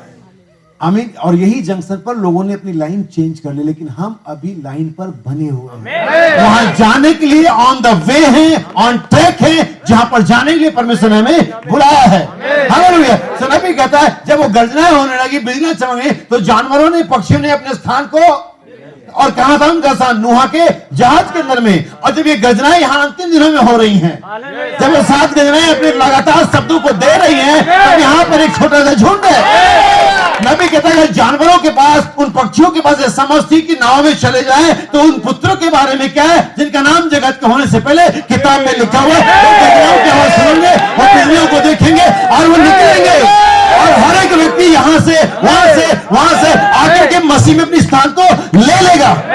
नबी के लोग सुनाओ पुत्र को जब रियलाइजेशन हुआ, एहसास हो कि मैं करूं, वो उठा। ये एहसास आपको उठाएगी और आपके वापस रास्ते पर लेकर के आएगी, आपकी वापस अपनी बुद्धि में लेकर के आएगी, वापस आपकी पोजीशन में लेकर के आएगी। और वो चला और पिता ने दूर से उसे देखा। मुझे बात कहने देना, आज परमेश्वर ऊंचे पर खड़ा होकर के आपके आने का इंतजार कर रहा है। तो हाथों को फैलाए हुए आपका इंतजार कर रहा है कि मेरी बेटी आ रही है, मेरे बच्चे आ रहे हैं। और अगर आपने सब खर्च भी कर दिया है और वास्तव में सब लुटा दिया है, हमने सिर्फ एंजॉय किया पिता की संपत्तियों को, लेकिन जो हमारे हिस्से की थी, लेकिन जब वापस आएंगे उसके पास अभी भी अंगूठी है, उसके पास अभी पांव की सुसमाचार की जूतियां हैं, उसके पास अभी भी अडॉप्शन रॉब है, उसके पास अभी हमारे लिए वो कोट है, वो सब कुछ उसके पास अभी भी हमारे लिए है, जिसे वो फिर से हमारे लिए रिवाइव करता है हमें। हालेलुया। मटन बनाया जाए, बैंड बुलाया जाए, जूतियां लाई जाए, अंगूठी लाई जाए, वो कोट लाया जाए, वो सब इसने अपना बेच दिया। अब जल्दी में कुछ नहीं, मेरा वाला ले आओ। अब जल्दी से बाटा का शुरू बंद होगा, मेरा वाला जूता दे दो, मेरी अंगूठी से पहना दो, मेरा वाला जो मेरा ही से। यही है जो पिता ने यीशु के साथ किया, और यही जो यीशु हमारे साथ कर रहा है। Take your position right now. अपनी स्थिति को भी ले ले। परमेश्वर के पुत्री और परमेश्वर के पुत्र के रूप में शैतान को काटे और छांटे, बीमारियों को लड़े। शैतान को कहे, शैतान गेट बिहाइंड, पीछे चला जा। मैं कौन हूं? मैं एक परमेश्वर का पुत्र हूं। नबी के जब उनको यह एहसास हो गया, हमें जानवरों को एहसास हो गया, पक्षियों को एहसास हो गया, रेंगने वाले जंतुओं को एहसास हो गया, हम बाकी रह गए हैं। लेकिन जल्दी ही आज का संदेश, अंतिम समय का संदेश आपको एहसास कराने जा रहा। क्या आप बहुत देर तक अपनी सीट पर बैठे नहीं रहेंगे। यीशु यहाँ है। हमें आपने दिख नहीं रहा है। मैं तुम्हें शुरू से बता, कंडीशन पोजीशन मत देखो, कंडीशन मत देखो, क्या दिख रहा वो मत देखो, क्योंकि विश्वास वो नहीं जो दिखता है। विश्वास अनदेखी वस्तुओं का निश्चय और प्रमाण है। यीशु दिखना लेकिन वहां है। भाई लोग आप किसे जानते हैं? आप आगे आइए, मैं आपके लिए दुआ करूंगा। हमारे भाई आप पर हाथ रखेंगे और आप चंगे हो जाएंगे। ये मैं आपको चुनौती देता हूँ। मैं हमेशा प्रत्येक को एक कहता हूँ, आप आगे आइए। अगर आप बीमार हैं आप आगे आइए, अगर आपको जरूरत है आप आगे आइए। मैं ये प्रचार नहीं कर रही, आपको कॉल कर रहा हूँ। अगर आप ये चाहिए, यीशु यहाँ पर है, जिसका मैंने प्रचार किया, जिसका आपने विश्वास किया, जिन्होंने सामर्थ्य, वो ये चंगा करने का सामर्थ्य, ये प्रमाणित करने के लिए कोई यहाँ पर है, वो पीछे नहीं हट सकता, क्योंकि हमने हमारी पोजीशन को जान लिया। हम वापस आ रहे हैं, हम वापस आ रहे हैं, अपनी पोजीशन को ले रहे हैं। हम पुत्र के तौर पे खड़े होंगे, और अगर एक पुत्र खड़ा होगा, शैतान हट जाएगा। ईश्वर को झुकाएंगे जब तक हम इस गीत गाते हैं। अगर आप चाहते कि आपके दुआ किया जाए, अगर आपके पास विश्वास है, जैसा कि दाऊद के पास था, जब वो आगे बढ़ा गोलियत से लड़ाई के लिए, उसके पास विश्वास था। वो जानता था वो खुदा के साथ ठीक है। वो जानता था कि खुदा ने उसके साथ सिंह को और भालू को पहले मारा है, इसलिए वो आगे बढ़ा। उसके मन में कोई संदेह की काली छाया नहीं थी। अगर आप आगे आते हैं, आपको विश्वास करना चाहिए कि परमेश्वर इन देहों के पीछे खड़ा होकर के कार्यों को करता है। वो परमेश्वर है, वो आत्मा है, लेकिन उसको एक शरीर चाहिए होता है। वो कोई ना कोई इंस्ट्रूमेंट को ले लेता है। यीशु के दिनों में बहुत कम लोग थे जो ये विश्वास कर पाए कि यीशु परमेश्वर का पुत्र था, लेकिन जिन्होंने विश्वास किया उन्होंने मनचाहे फलों को पाया। यीशु उनके बीच में उपलब्ध था, और बहुत सारे कुछ लोग बहुत से लोग कुछ नहीं पा सके, क्योंकि उनको ये एहसास नहीं हो पाया, उनको ये भरोसा नहीं हो पाया कि व्यक्ति परमेश्वर का भेजा हुआ है। वो उसके खानदान को, उसके बैकग्राउंड को देखते रहे, उसके पहरावे को देखते रहे, वो किस स्कूल से आया देखते रहे, और वो चूक गए ये देखने के लिए स्वर्ग से आया था। लेकिन जिन्होंने ये बात को समझ लिया, जिनकी बात सामने ये बात खुल गई कि कोई बढ़ई का पुत्र नहीं है, वो कोई नासरत का मनुष्य नहीं है, बल्कि ईश्वर का परमेश्वर है। नतनएल ने कहा तो इस्राएल का महाराजा है, उसने पा लिया। पतरस ने कहा, उस सामरी ने कहा, लगता है जो भविष्यवक्ता आने वाला वो तू ही है, उसने पा लिया। जिन्होंने उसे पहचाना उनके लिए चीजें ठीक हो गई। अगर आप यहाँ पर आगे आते हैं तो सिर्फ इस बात को दिखाएगा कि आपने पहचान लिया है। आपको भाई बिलचुस, भाई अविनाश, भाई रिंकू, भाई बिलचुस या भाई आलोक नहीं दिखाई देंगे, आपको पवित्र आत्मा दिखाई देगा, जिसने अपने वचन में से होकर के आपसे बातचीत करी है। हम इस कोर्स को गाएंगे, only believe all things are possible. अगर आप आना चाहते हैं आप आगे आ जाइए। भाई अविनाश के साथ हम इस गीत को शुरू करेंगे। यह आखिरी पुकार है आपके लिए।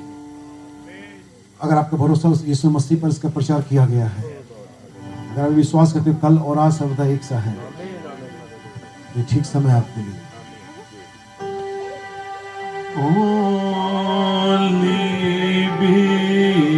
हाथ तो उठाइए, अपनी आंखों को बंद रखिए, थोड़ी देर भक्ति को वातावरण में रहिए।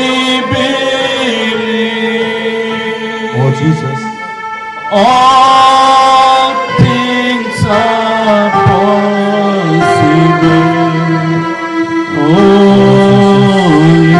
ऊपर आ जाए, यहाँ पर आगे आए।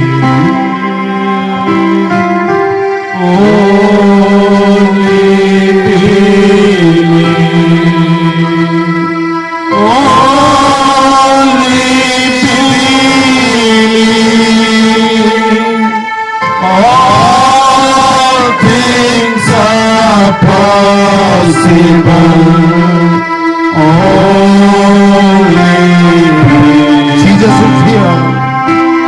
Jesus is here. Jesus is here. All things are possible. Jesus is here. विश्वास करो, विश्वास करो, सब कुछ संभव है। विश्वास करो,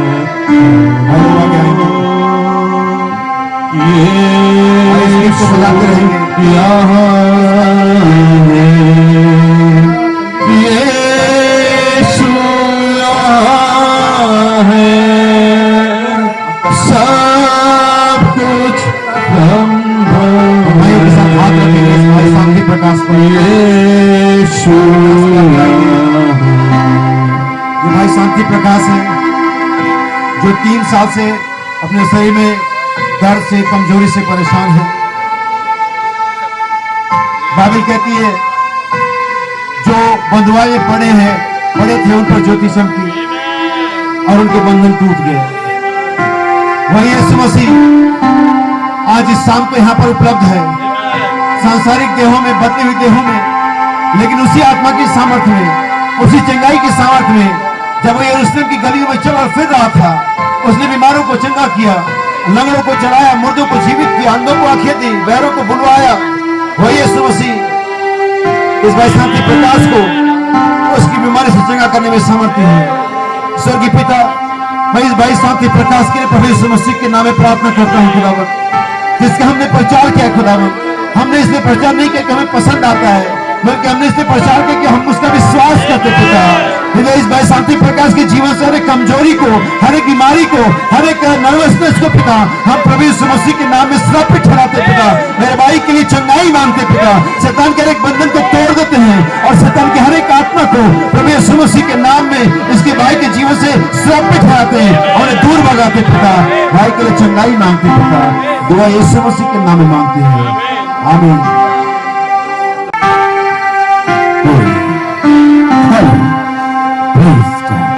अब यीशु मसीह के नाम में पिता परमेश्वर भाई राजू के लिए प्रार्थना करते प्रभु, जिनके हृदय में पिता परमेश्वर, सीने में दर्द है पिता परमेश्वर, और शरण अपने पांव को पीछे कर प्रभु यीशु मसीह के नाम से पिता हम तुरंत सहित आगे आते हैं पिता, और प्रभु यीशु मसीह के नाम से इस देश से पार हर एक आत्मा को निकालते पिता लॉर्ड।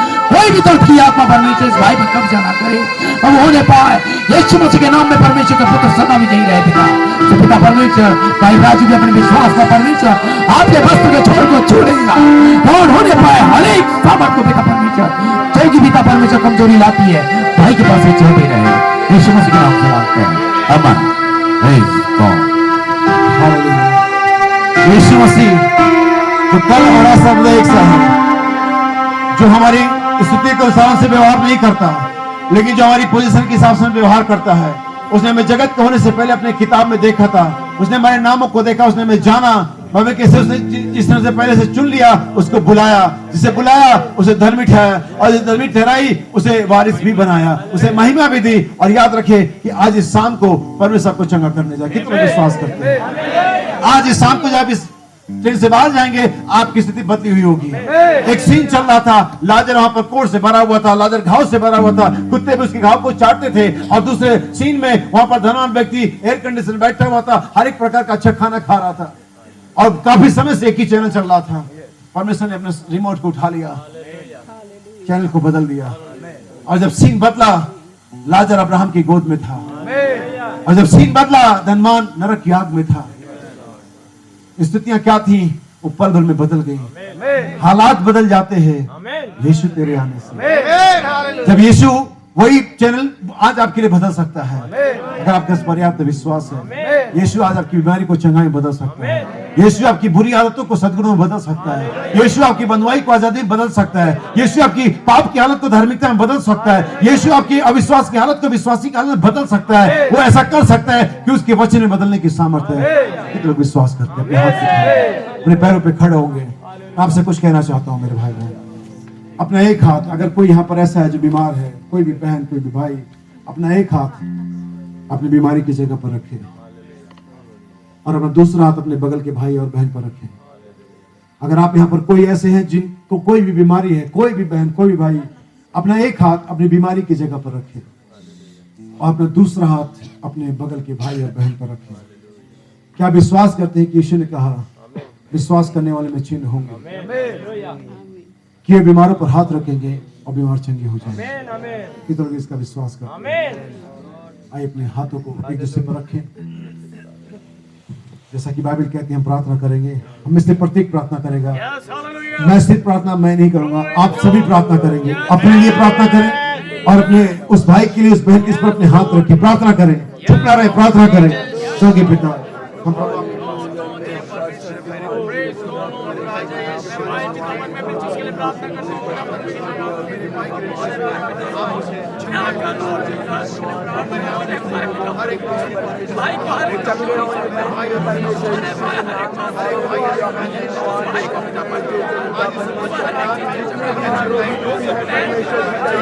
आप यहाँ पर हैं भीतर में होने की उस सामर्थ को, उस चित्र को प्रमाणित करे खुदावन, ताकि जब लोग यहाँ पर से जाए खुदावन वे जान ले खुदावन उन्होंने किसी मनुष्य से नहीं, लेकिन उन्होंने स्वर्ग के परमेश्वर से मुलाकात करी है, स्वर्ग के परमेश्वर को छुआ है। हाँ प्रभु, बीमार चंगे हो जाए खुदावन, बंधन टूट जाए पिता, और लगड़े चले अंत देखे, मुद्दे जीवित गूंगे बोले, बहरे सुने, और बीमार चंगे किया जाए पिता।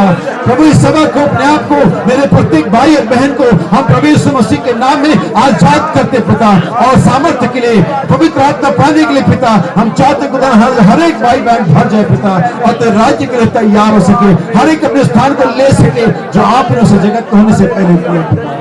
दुआ यीशु मसीह के नाम में मांगते हैं, आमीन। God bless you. गोपी।